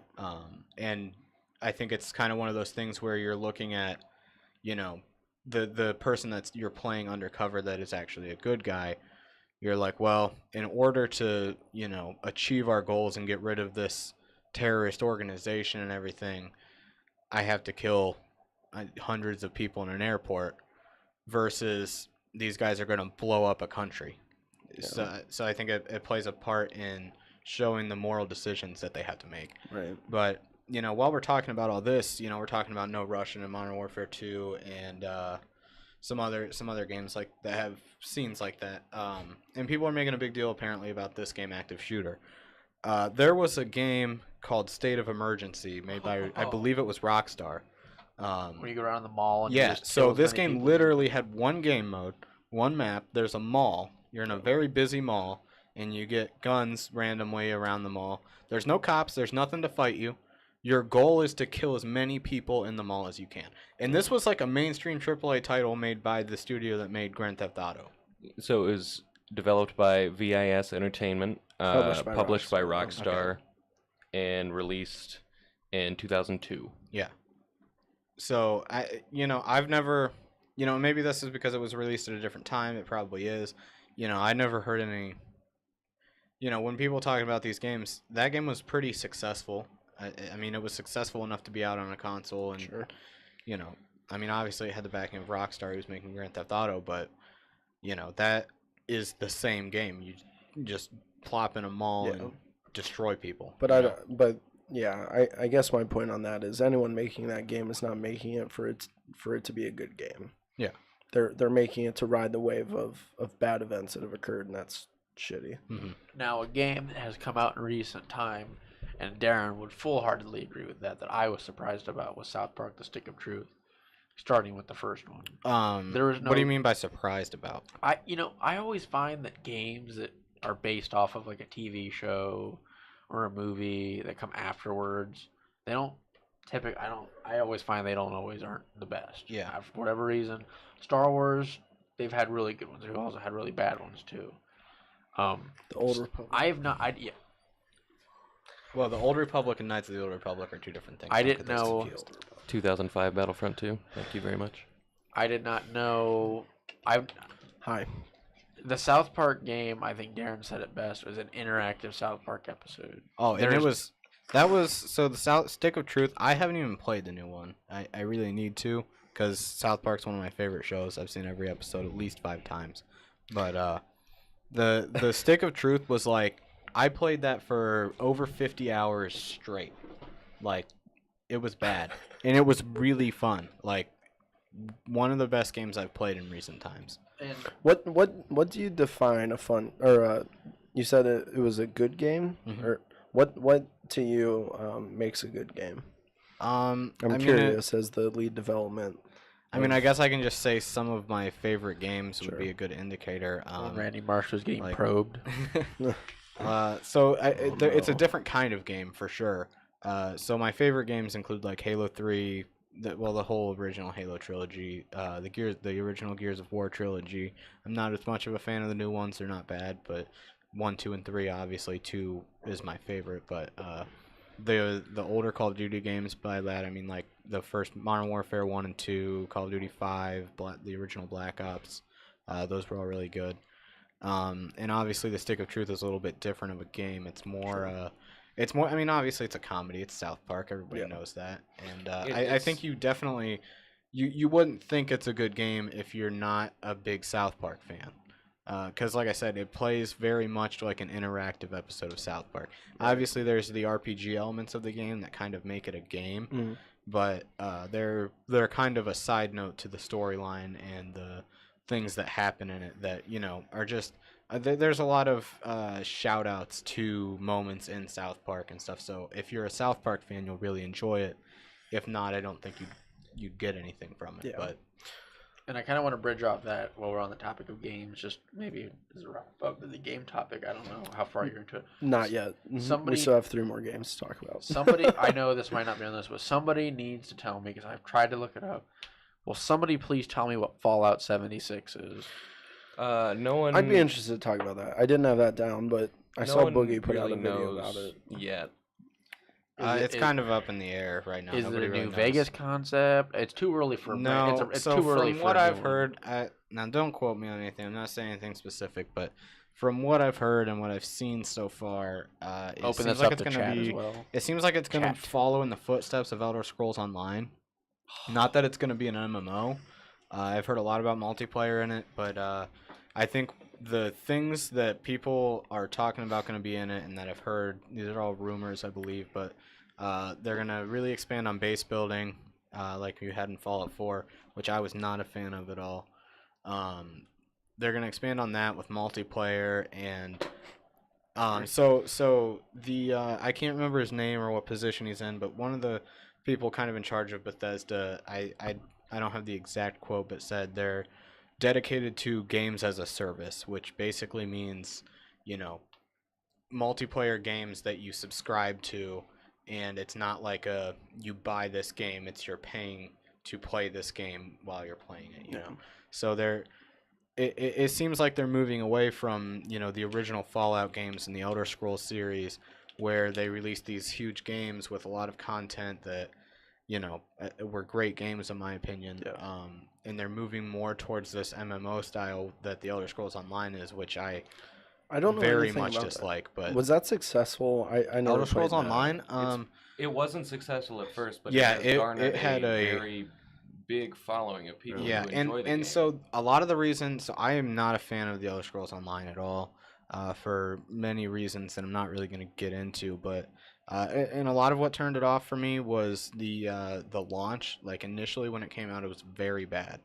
The content was basically, fighting was more or less non-existent. Everything you did was walk 2,000 miles and talk to this person and then walk back, and that was basically the game. And it's evolved some since then, and I haven't played it much since then, but that turned it off for me right there. But I think a lot of the reason that you see people getting more involved with it are, so a lot of hardcore Elder Scrolls fans were initially, they were like, we don't want to play this, Elder Scrolls isn't an MMO, that's not what it is. The big fans weren't happy with it, but Bethesda's made it somewhat clear in their announcements and their press releases and things like that, that they're dedicated to Elder Scrolls Online, and that's what Elder Scrolls is. So, down the road in the future, let's say they make a new Elder Scrolls game. It's not Elder Scrolls 6, it's a new expansion to Elder Scrolls Online. So, if you're an Elder Scrolls fan and you want more of that story, you are going to play Elder Scrolls Online. That seems like what it is. Right. And that's kind of what they're talking about when they say they're dedicated to games as a service. Yeah. So, my thinking with Fallout 76 and what I've heard of it so far is that they're going to move Fallout in that same path. And I don't know why they wouldn't if they're not doing that with, if they're doing that with Elder Scrolls, I don't know why they wouldn't do that with Fallout. Right. I think it's interesting. I tried to look up a little bit of information about Fallout 76, and it seems like they're trying to save a lot of stuff for E3. Kind of a side note on that, though. I think it might be good to do a separate podcast after E3. Because there's going to be a lot of stuff to talk about. When is E3 this year? I know it's soon. It's next month? It's in like June. a week and a half. Oh, really? It's this month. Okay. Yeah, June 12th, I think, to 14th. How did I not know that? I'm a game developer and I don't know that. Darren, buy us tickets. Let's go. I want to say that we've been talking a lot about video games, and rightly so, seeing as you guys are starting an indie developing studio. Right. You guys have been saying that the way that games in general have been moving for the past couple years, I like to say that is largely AAA studios. Oh yeah. Not, like obviously but I wanted to make it clear that we were talking about AAA studios and not independent game developers, because independent game developers, in my opinion, still make games that have all the heart and blood, sweat, determination that made AAA titles now so successful when they started. That's how they got there. But indie games, in my opinion, are where you look to find quality. Well, sometimes you can find really I remember high quality experiences. I remember a Video Game Donkey video. I really liked Video Game Donkey. I think we're gonna watch a clip tonight. I don't remember the exact quote or anything, but he said something along the lines of it was a coverage of some things that he saw at either E3 or PAX that year, one of the two, I don't remember. And it was basically a recap of the things he saw there and everything. And he was talking about, you have these, and I don't remember the game or anything, but I think it was Owlboy. It was Owlboy. Okay. I know the video. So I know he was talking about that, and I think there were some other titles in there as well. But he was talking about the difference between when you go to play that game at E3, when they have their booth set up. This game's being made by 3 people, right? Yeah. And the developers are standing right there, and the game's in a pretty early state, and you have a question about where their vision is for the game and where they're going with it, and even things such as like, what is your monetization scheme like? Am I gonna pay $60 for this, or is this something you're gonna pay $10 for? And the people who are in charge of making the game and the people who are developing the game are there to talk to about it. Versus you go over to the $5 million mega booth for the new Call of Duty, Right. and you've got a team of people that are largely just disconnected from the game. They're there getting paid solely just to stand there and make sure that nobody steals a controller or whatever, know. And so you feel so, and I don't know that there's a good way to manage a community that large. I don't, it gets hard at some point when there's that many people to be personable to every person, but you feel such a disconnect between the players and the developers at that point. Well, and I think bouncing off of that, like at least in my position in the company, which is kind of dealing with people, I can say, like, just from experience of watching other people in the same position and reading blogs about people that were like the community manager for like Infinity Ward back in the day and stuff like that. It is this weird balance that you kind of have to strike where once you are that large, there's just not really a great way to be personable, but also get updates and stuff out there. And I feel like I found the best community the best studio that went about it was Bungie.net. I felt Bungie.net with the heat map and the Bungie favorites and the top 5 of the week, it really gave somebody something to strive for.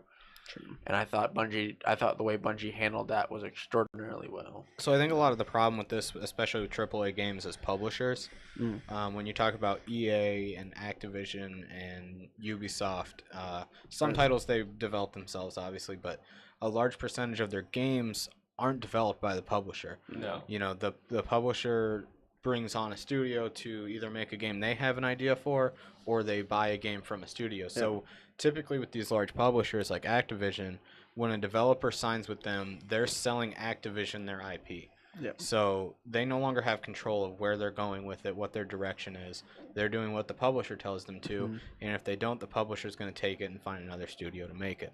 So the developers and the people who originally came up with the vision for a game are being pushed out of it and forced to make something that they might not necessarily agree with, So I think that's where part of a disconnect comes from too, is that the publisher generally with AAA titles doesn't care about the game, and so they don't care about investing in the player experience.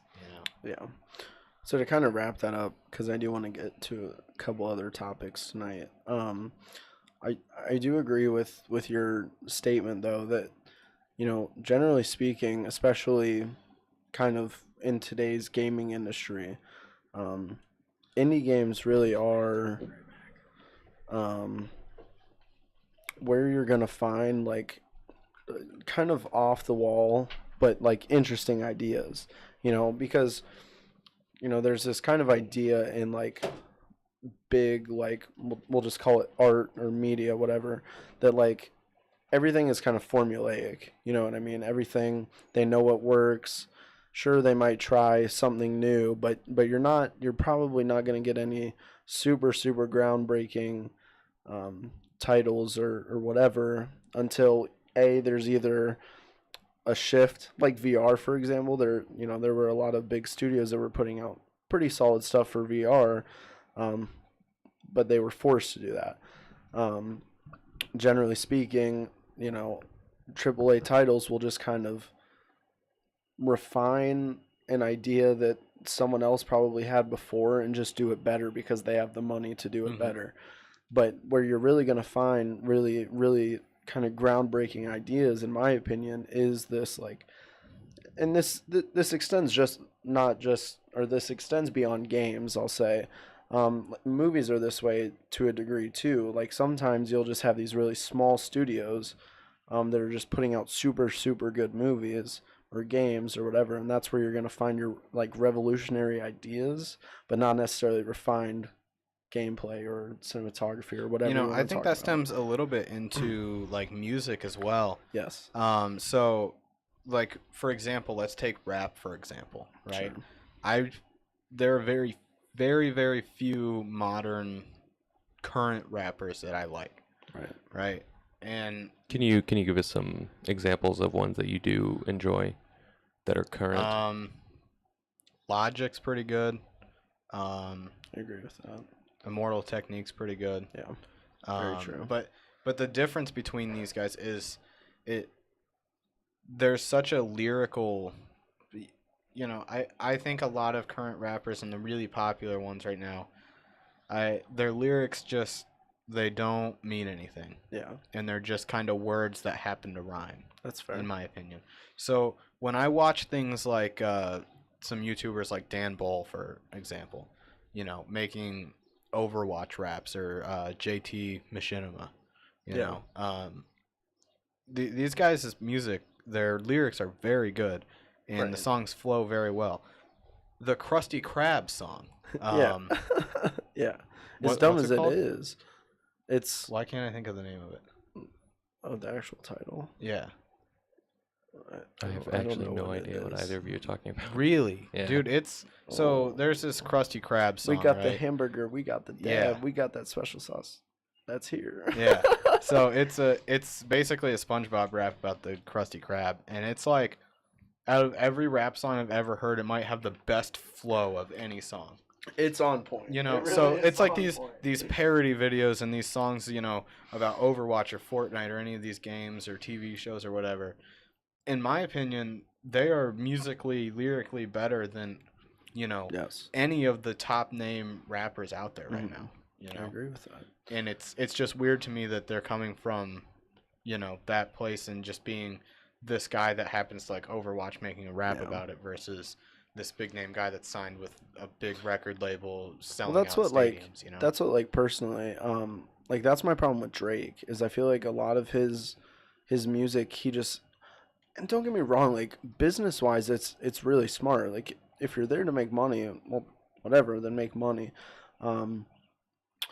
But he knows his audience. He knows what they like. You know, he knows what's going to be popular on Twitter and stuff like that. But it's not something that I'm going to sit down to and be like, wow, you know, that was truly like, you know, heartwarming song or something. Like it just doesn't really have an impact on me because it seems like a lot of times it's so generalized to just let's reach a lot of people, and it doesn't necessarily matter if they super like it, but you know, whatever. I think that when listening and trying to analyze and enjoy music, the enjoyment of it comes at face value.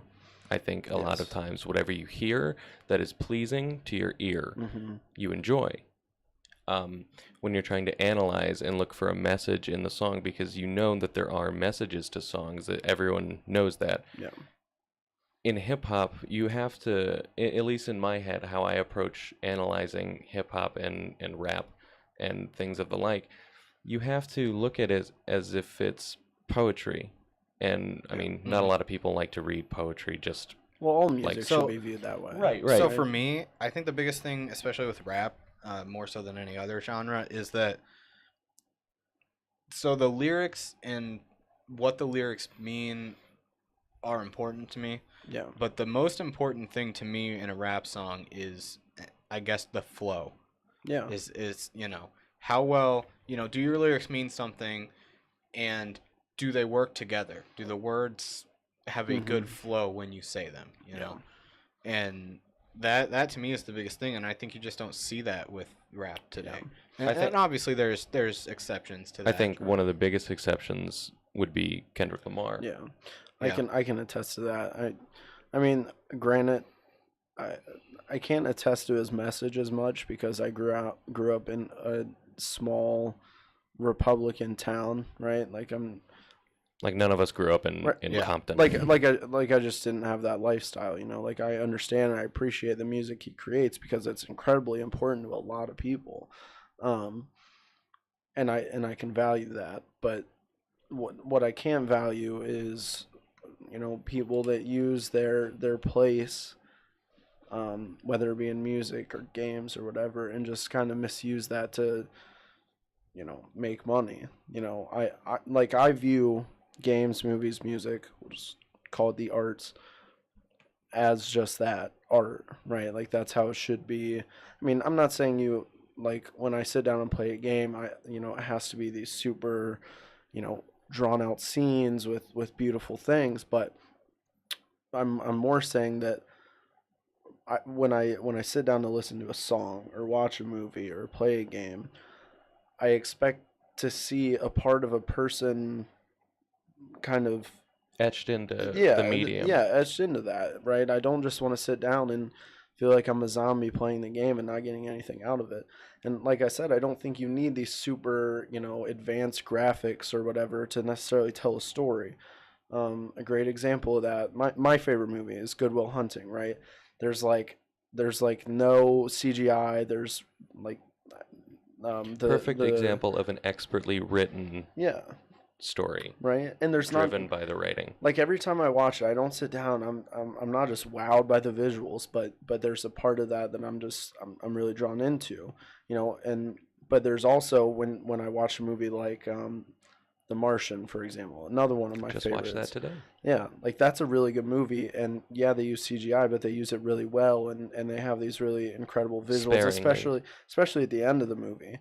For example, you know, the whole. Well, I won't spoil a whole lot in case you haven't seen it, but the final scene, if you haven't seen the movie or read the book, the final scene, or if you have, you know what I'm talking about in the final scene, like that is that cinematography is really top tier, and you know there's a balance I feel like at some point that you have to strike, and you can value all of that along that whole medium, but then there are some things that are just not in the same realm of art, right? If there's nothing intellectual and nothing beautiful, I'm probably not going to enjoy it that much, right? Darren, what's your favorite movie?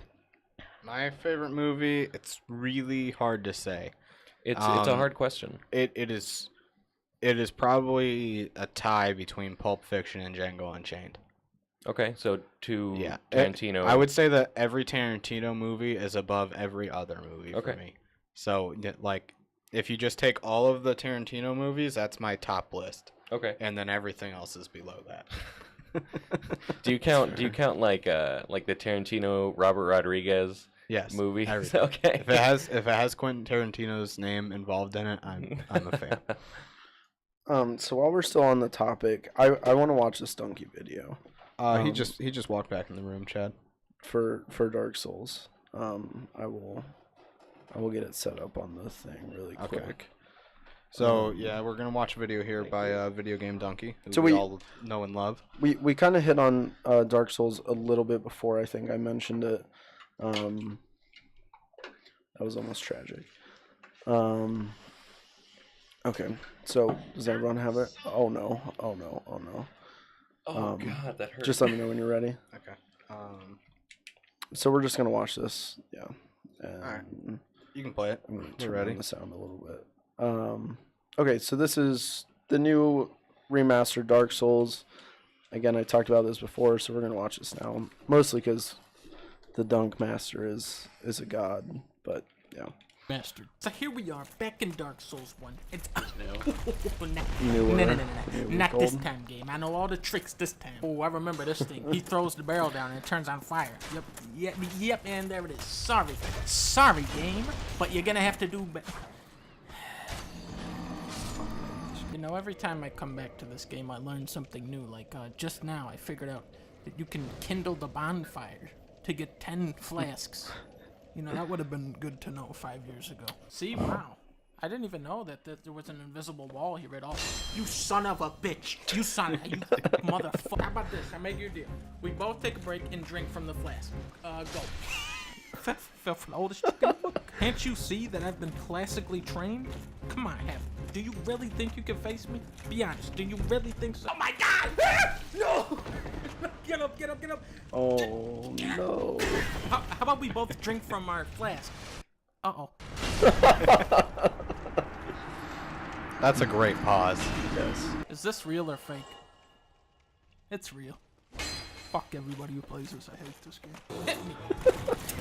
And you missed again, dum-dum. Here, I'll give you one more chance. One more chance to hit me. And you suck again. And whee! Okay, and there goes Taurus. I guess he won.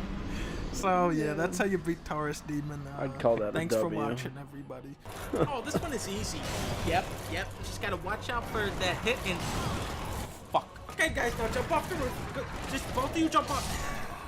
That is so stupid. No, that is impossible. You can't beat two guys at once. It's undoable. It's fucking stupid. Try attacking. Yeah.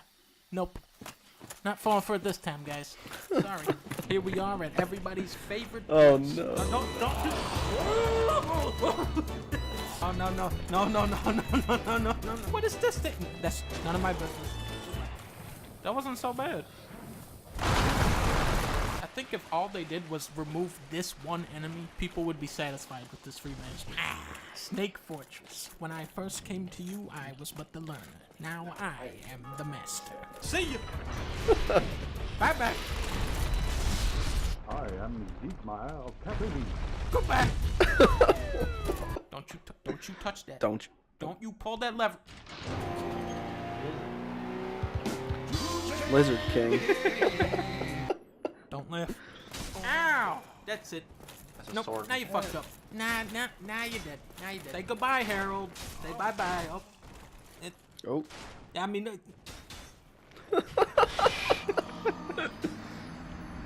Come on, Harold. Come on. Let's see what you got. Pretty much.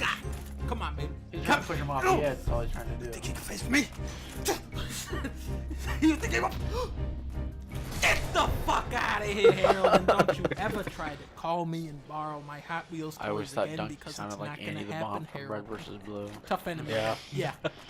I just beat Harold. I think I'm okay. I'm leaving. Bye. Goodbye. No. I'm Oh gone. Don't worry. no. What? Hit me. See what happens. Now do it. Hit me again and see what happens. Okay, wait. Let me just eat this. Let's do it again. See what? Yeah. Exactly. Parry. Fuck Blighttown. This is where the real game starts. Okay, and we just have to very carefully navigate this tomb. Okay, that's a bone. Now, the trick is you can't see anything, so you have to use the... You see, you can't see anything, and there's 100 cliffs, but they balance this out with the giant skeletons that one shot. See, perfect game design, just a great level. Now we just gotta walk all the way back, go past the spike trap, jump past the skeletons. Good, there we go. Now, jump over the cliff, go down the ladder. Now watch out for these guys, because they'll one-shot you. You gotta be careful for these guys. Now you just have to dodge 100 Watch those Junkrat tires. for an hour. Just very, very simple. And boom. Just like that, we're back in the Tomb of the Giants. Now, let's try to follow the... Okay. Oh no. Thank you, Dark Souls Remastered. Oh man. So, having never played Dark Souls myself, I guess I can't speak to this very well, but from what I've seen of gameplay videos and things like that, Dark Souls seems to have a difficulty level that is difficult for the sake of being difficult, right? So things just randomly happen. You open a chest and you die, right? So I'm not a big fan of this, and in another video that Donkey made, he talked about the difference between like difficulty in Donkey Kong Country and like what real difficulty is in a video game, right? Difficulty because of, you know, having to have a large amount of skill in order to beat something versus something just being stupid, right? So I'm gonna disagree. And that's with what Dark him. Souls seems to be like to me. But again, I haven't played it myself. So. Yeah, I'm gonna disagree with that statement, just a bit because, so I've only played 3, right? Is it a hard game? Absolutely. I don't think that's questionable. Not if you're a pro gamer like me. Exactly. For those Top of you that don't know, 500. I'm Lucio fucking Ball awful. player. Dark Souls killed Jack's first graphics card. Fun fact. But anyway, let me finish. So, when you say you open a chest and die, like that's not a thing that happens. There's not random things that are unavoidable that kill you. There are. If you go and look at Dark Souls 3 right now, I guarantee there's 3 or 4 people that are doing no-hit runs that do it frequently and upload it on YouTube. You can't do a no-hit run of a game with an extreme amount of RNG. That's just not a thing that happens. Is it a hard game? Yes, absolutely. Is it hard for the sense of being hard? Maybe, but I don't think it's really as hard as people make it out to be. I think it's a game that you have to put a lot of time into to be really good at, which is probably the case with a lot of games. I wouldn't say that's the case with first-person shooters in general, right? Because that's just like an accumulation of hand-eye coordination, whether it be mouse and keyboard or controller. This game is like you have to understand the gameplay mechanics. Right, so you have to understand, okay, I know that this opponent that I'm coming up on, his hit rate is this, and so I will need to make sure that I am dodging this frequently. And it's difficult.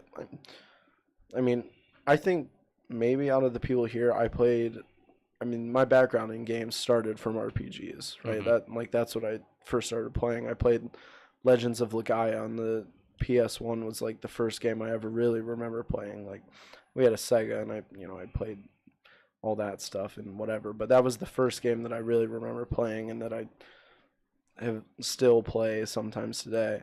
I like RPGs just are characteristically difficult for different reasons, right? Than your typical shooter or games like that. And I think people that don't play RPGs will go into Dark Souls and not have fun at all because it's not difficult in the same way Halo was when you played through that. It's just not. It's difficult because you have to have an understanding of the game on a level that you don't for anything else. It's not necessarily testing your mechanical ability as much as can you understand the game and how deep is your knowledge about the game. So I can see how people first jumping into Dark Souls are like, well, this game's horrible because it's just impossible. First of all, that's just a narrative that, like, I read an article about it the other day. It's pushed pretty frequently, and now it's being resurfaced because of remastered. But it's not necessarily true. It's just a different kind of difficulty that people don't experience in games today, I think. But Skyrim Legendary is very hard for that. Talk about a game that's difficult for the sake of being difficult, and I don't think that it was made for that at all. Battletoads. Superman 64. I've had some run-ins with Battletoads. That's not difficult. That's broken. Yeah, that's just they released a game that wasn't finished. Yeah, Battletoads. I don't know if anybody has never played Battletoads. The third level is not humanly that's the possible. jet skis, right? Yes. Yeah. I went. Me and Jack tried to play this. I even played it with the. So the NES had a lot of really like intuitive controllers, right, throughout its lifetime for the time period and what it was.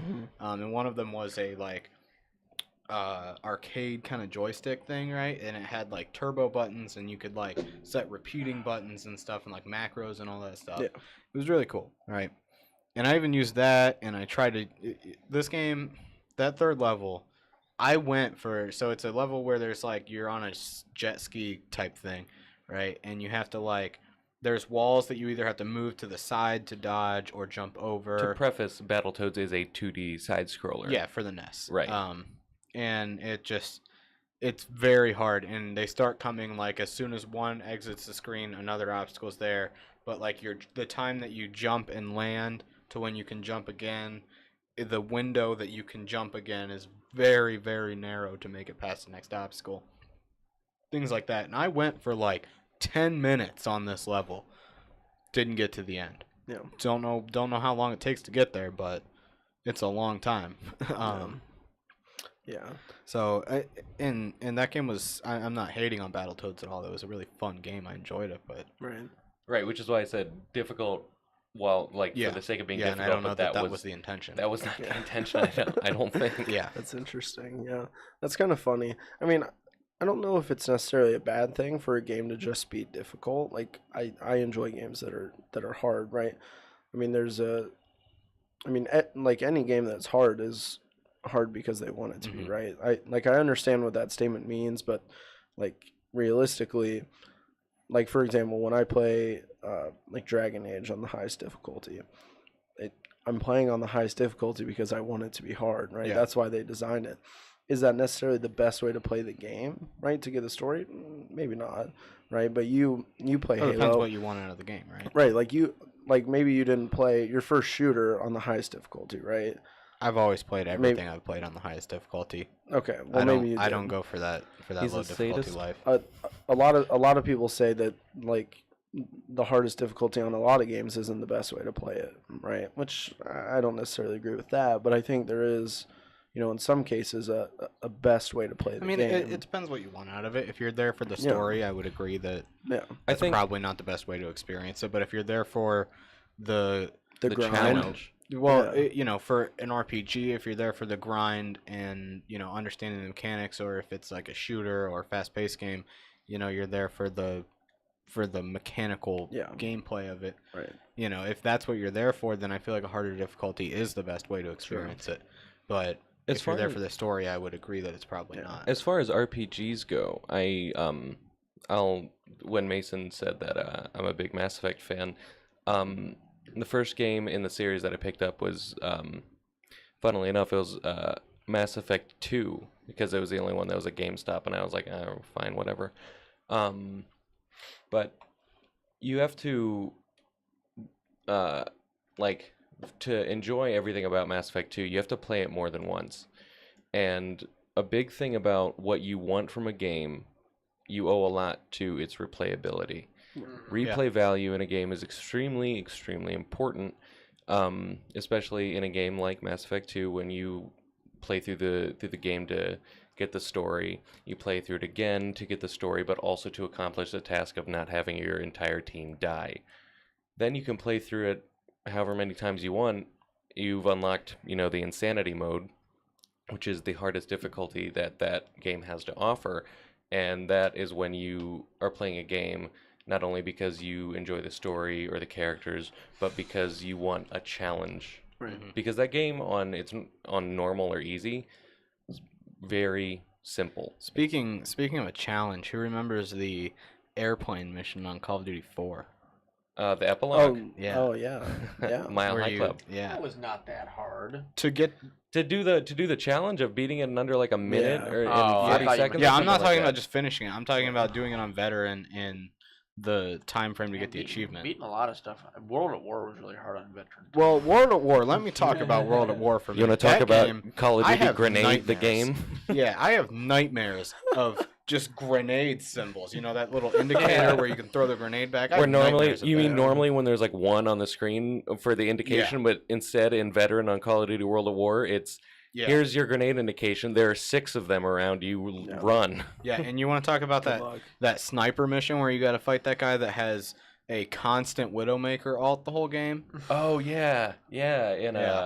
In Call of Duty 5, I don't remember which mission it is, but it's the first one you play as Dimitri. Yeah. I would say the game genre that's the most underrated, and I think I can credit Jack opening this up to my eyes junior year, was the horror game genre video game. Nightmare House 2. Yeah. Nightmare House 2 and Slender Man, which ironically... Slender Man was actually good. There's I'm saying it's good. There's also a Slender Man movie that is coming out I just found out about yesterday. Yeah. So if you like horror games or even House, like adventure games or something where you get a story from, if you haven't heard of Nightmare House 2, it's a horror game. It's not a standalone game. You have to have Half-Life 2 for it. Is it Half-Life 2 or Half-Life 2 I think Episode 2? it's actually Episode 2, I think. Yeah. It's a total conversion mod for it. Very great game. Probably about 6 to 8 hours of Horrifying. of content there. very. You know, if you're a fan of immersive. horror movies or really just the horror genre altogether, it's very good. I would highly recommend It gives our friend Jack, and hopefully Jack comes on the podcast soon. Sometime. It gives Jack a run for his money, and that's saying a lot because when Jack plays a game, he goes in the hardest difficulty at the start. Yeah. And there's no holds barred. I think he sat down and played Fallout 4 for 4 days straight.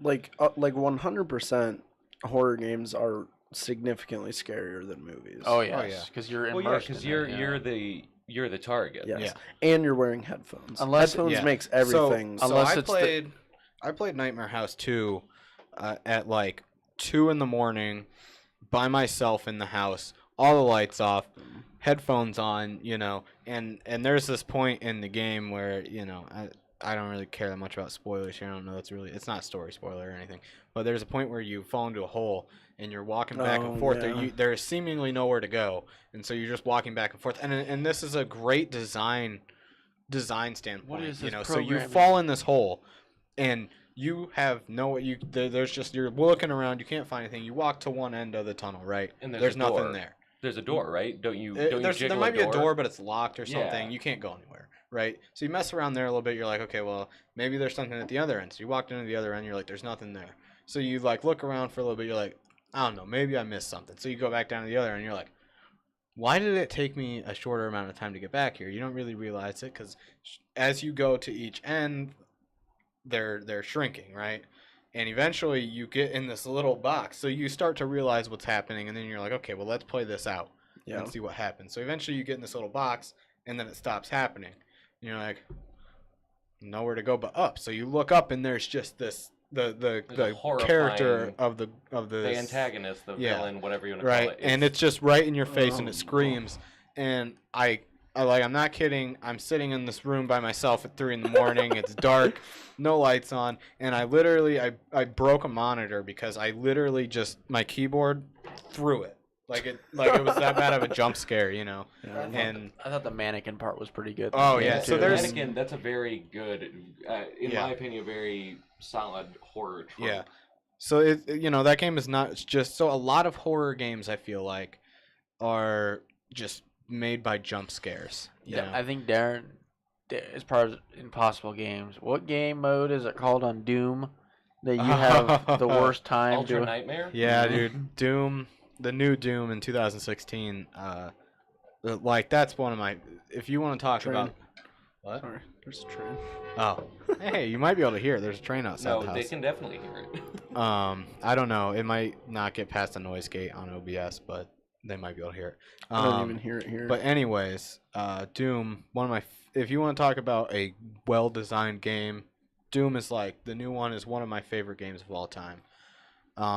Going back to horror games, I know Darren and I are very, very big fans. I never completed the games because I was too petrified, but Dead Space.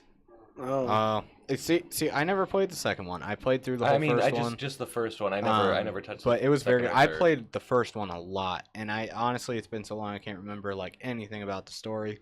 But there were some achievements. This was back on the 360 days when I was achievement hunting. Yeah. Oh man. Back in those days, and there was an achievement to play through the entire game on the hardest difficulty using nothing but the pistol you start with. And I remember I got that achievement, and that was one of the greatest moments when I got that achievement. Yeah. While we're talking about horror games, should we talk about what was that game that we played? Welcome to the Game 2. Oh yeah, Welcome to the Game 2. That was I wasn't playing the first one. No, we didn't. I wasn't playing. I was just. Is that the? So basically, it's like a. I still don't really know. It's really hard to explain because I didn't get that far in it. And this is a game. Honestly, I played a little bit of it, and it has a long grind to get to the meat of the game. Yeah. But the whole time, it's giving you this really ominous. Feeling, if you're playing this by yourself, like at home, it really just instills this ominous feeling that there is someone any second gonna bust through your door and kill you, right? And it really gives you that feeling. But there is a lot of grind to the game, and there's a lot of just trying to figure out how it works. And I think if you're not super dedicated to putting probably a good considerable amount of hours into one playthrough of it, you're probably better off watching someone play it. And I think you would get relatively the same experience. Yeah. So did you? I don't know if you did, but did you play Doki Doki Literature Club? No, I think I played it for like I saw Game Grumps play it. It was the first place I saw it. And oh god, that's a hilarious. Yeah, I only watched like God. 1 or 2 episodes of it, and I think I played it just out of curiosity one time, and then I played it for maybe like 20 minutes. You know what it is, right? Yeah. It's a psychological horror, which is I'm a huge fan of psychological horror, just for the inherent mind game that it is. But that game is. It's not like horrifying, and it's not like I'm gonna jump out of my seat and break my monitor. Yeah. I definitely it's definitely prefer immersive, though. like a more and I don't know that psychological is the term I would use, but something that doesn't get you with jump scares, but it like a nuanced horror. It instills a sense of fear in you. Right? Yeah, like you're watching something or you're playing something, and you're not don't scared feel because something just alone. makes you jump. Yeah. And you're not scared for the person in the show, but you're watching something or you're playing something, and you're sitting there looking behind your back because this thing is just going to pop out of nowhere. It's a nuanced horror that makes you feel like you are in danger yourself. Yeah. Right. Well, I think a good point to jump to here as we close up like gaming talk, which has happened for a while. First of all, we're going to talk about the Cavs because that is why we're ending the podcast here soon. So do we just want to talk about game 1 for a little bit, and then we'll close it up? Game 1, who knows what the score was? Yeah, certainly not J.R. I'll tell Smith. you who doesn't know. Well, I loved watching game 1 up until the point where I didn't love to watch game 1.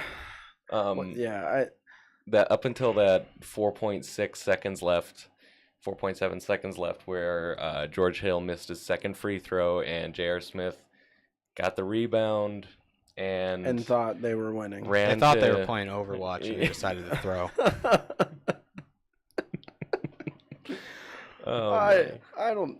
There's a lot there. This has been the year of the JR meme. Like first it was throwing the soup at a coach. NBA Finals history: first player to reach the NBA Finals after throwing soup at a coach. What is that? That's my phone, I guess. Oh my god, that's just so bad. Here's what I'm gonna say: the Cavs don't have a chance. They should have won game 1. If they won game 1, well, it might have been a 6-game series. I don't think they have a chance. LeBron's gonna have to average 60 points a game at this rate for them to win a game because they can't stop anyone on the Warriors except Draymond Green maybe. But I don't know. I really want to see. Draymond Green leaked a picture on his Snapchat maybe a year ago, and I would really appreciate if someone could get that and go to the queue when they come back to the queue and just kind of hold that behind the backboard. Is it his penis from Snapchat? Well, I wasn't. There was a reason I didn't say it, but that may or may not be it. I think that would be really phenomenal if someone could go to the queue with that and sit behind the hoop. I think that might be the only chance we have to win this series. But I'm gonna rep my boys, until they die. Unlike Cody, city. am not a realist. I am an optimist, and I'm saying Cavs in 7 because the team has, while they have a lot of people who make some questionable decisions on the court, they do have JR was looking for Kyrie. They do have the best player in the league. And yes. I know it doesn't say a lot. It doesn't say a lot since, I mean, the Warriors arguably have the second best player in the league. Plus, because it's not Steph Curry. No, it's Kevin Durant. Good. Yeah. But then they have like Kevin Durant plus some Hall of Famers, a 2-time All-Star. We have Kendrick Perkins though. Yeah. We do have he's have our only Coach Perk. option. Well, I saw Klay Thompson might still be hurt. He might not play tonight. I know Iguodala's. I don't think Iguodala's playing tonight. They can just get Big Doss in there. They're gonna much the same player. No, dude, they're gonna come back to the queue and they're gonna go up to the front office and find Big Z and just drag him out in a uniform and just put him on the floor. I would argue this Cavs team is worse than the 2007 Cavs team LeBron took. That's an argument that has been made that holds a lot of.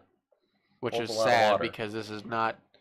This team I don't know is if they're not worse, but the problem was we loaded the beginning of the season with aging stars. That's what we always do. That's what LeBron wants to play with. I think we should get rid bed. of LeBron so that Cleveland can just be known for bad sports teams. No, dude, because you know what bad sports teams go don't to the Super do? Bowl this year. You know what bad sports teams don't do? They don't inflate the market of the city like $500 million in a year. That's what they don't do. So I'm gonna pass on the bad sports teams meme. I'm gonna keep LeBron while he's still the best player in the NBA. History, but best NBA player in history. Yeah, well, you say that and people get angry. Hey, you're forgetting about Michael Jordan though. Michael Jeffrey Jordan. Yeah, here he goes. I'm not going to talk about this. I can go on for hours about why LeBron's better than Michael Jordan, but it's time to wrap up the show because we're going to watch the Cavs and get food. So, someone in chat said down with Cavs. Yeah, I don't. Who is that? I don't know. Oh my gosh. But props to them for coming in here just to shit on the Cavs. Respect. That's a good meme. Thanks for joining for the Cavs talk, because that's what this podcast is all about. So thanks for coming out. No, just kidding. But yeah, I am going to wrap up the show. I just want to thank our guests for coming out. Thank you for having us. In a hot room for 2 hours and it's not that hot. It's a little hot. It's not that bad. It's worse than it was last week because we forgot to turn the air conditioner on. Not as bad as Darren playing the endless set list when he's 12 on a 100-degree July day. Okay, so anyway, I'm gonna wrap up the show in his underwear before it gets out of hand. If you're here, again, as I've said in weeks past, thanks for watching.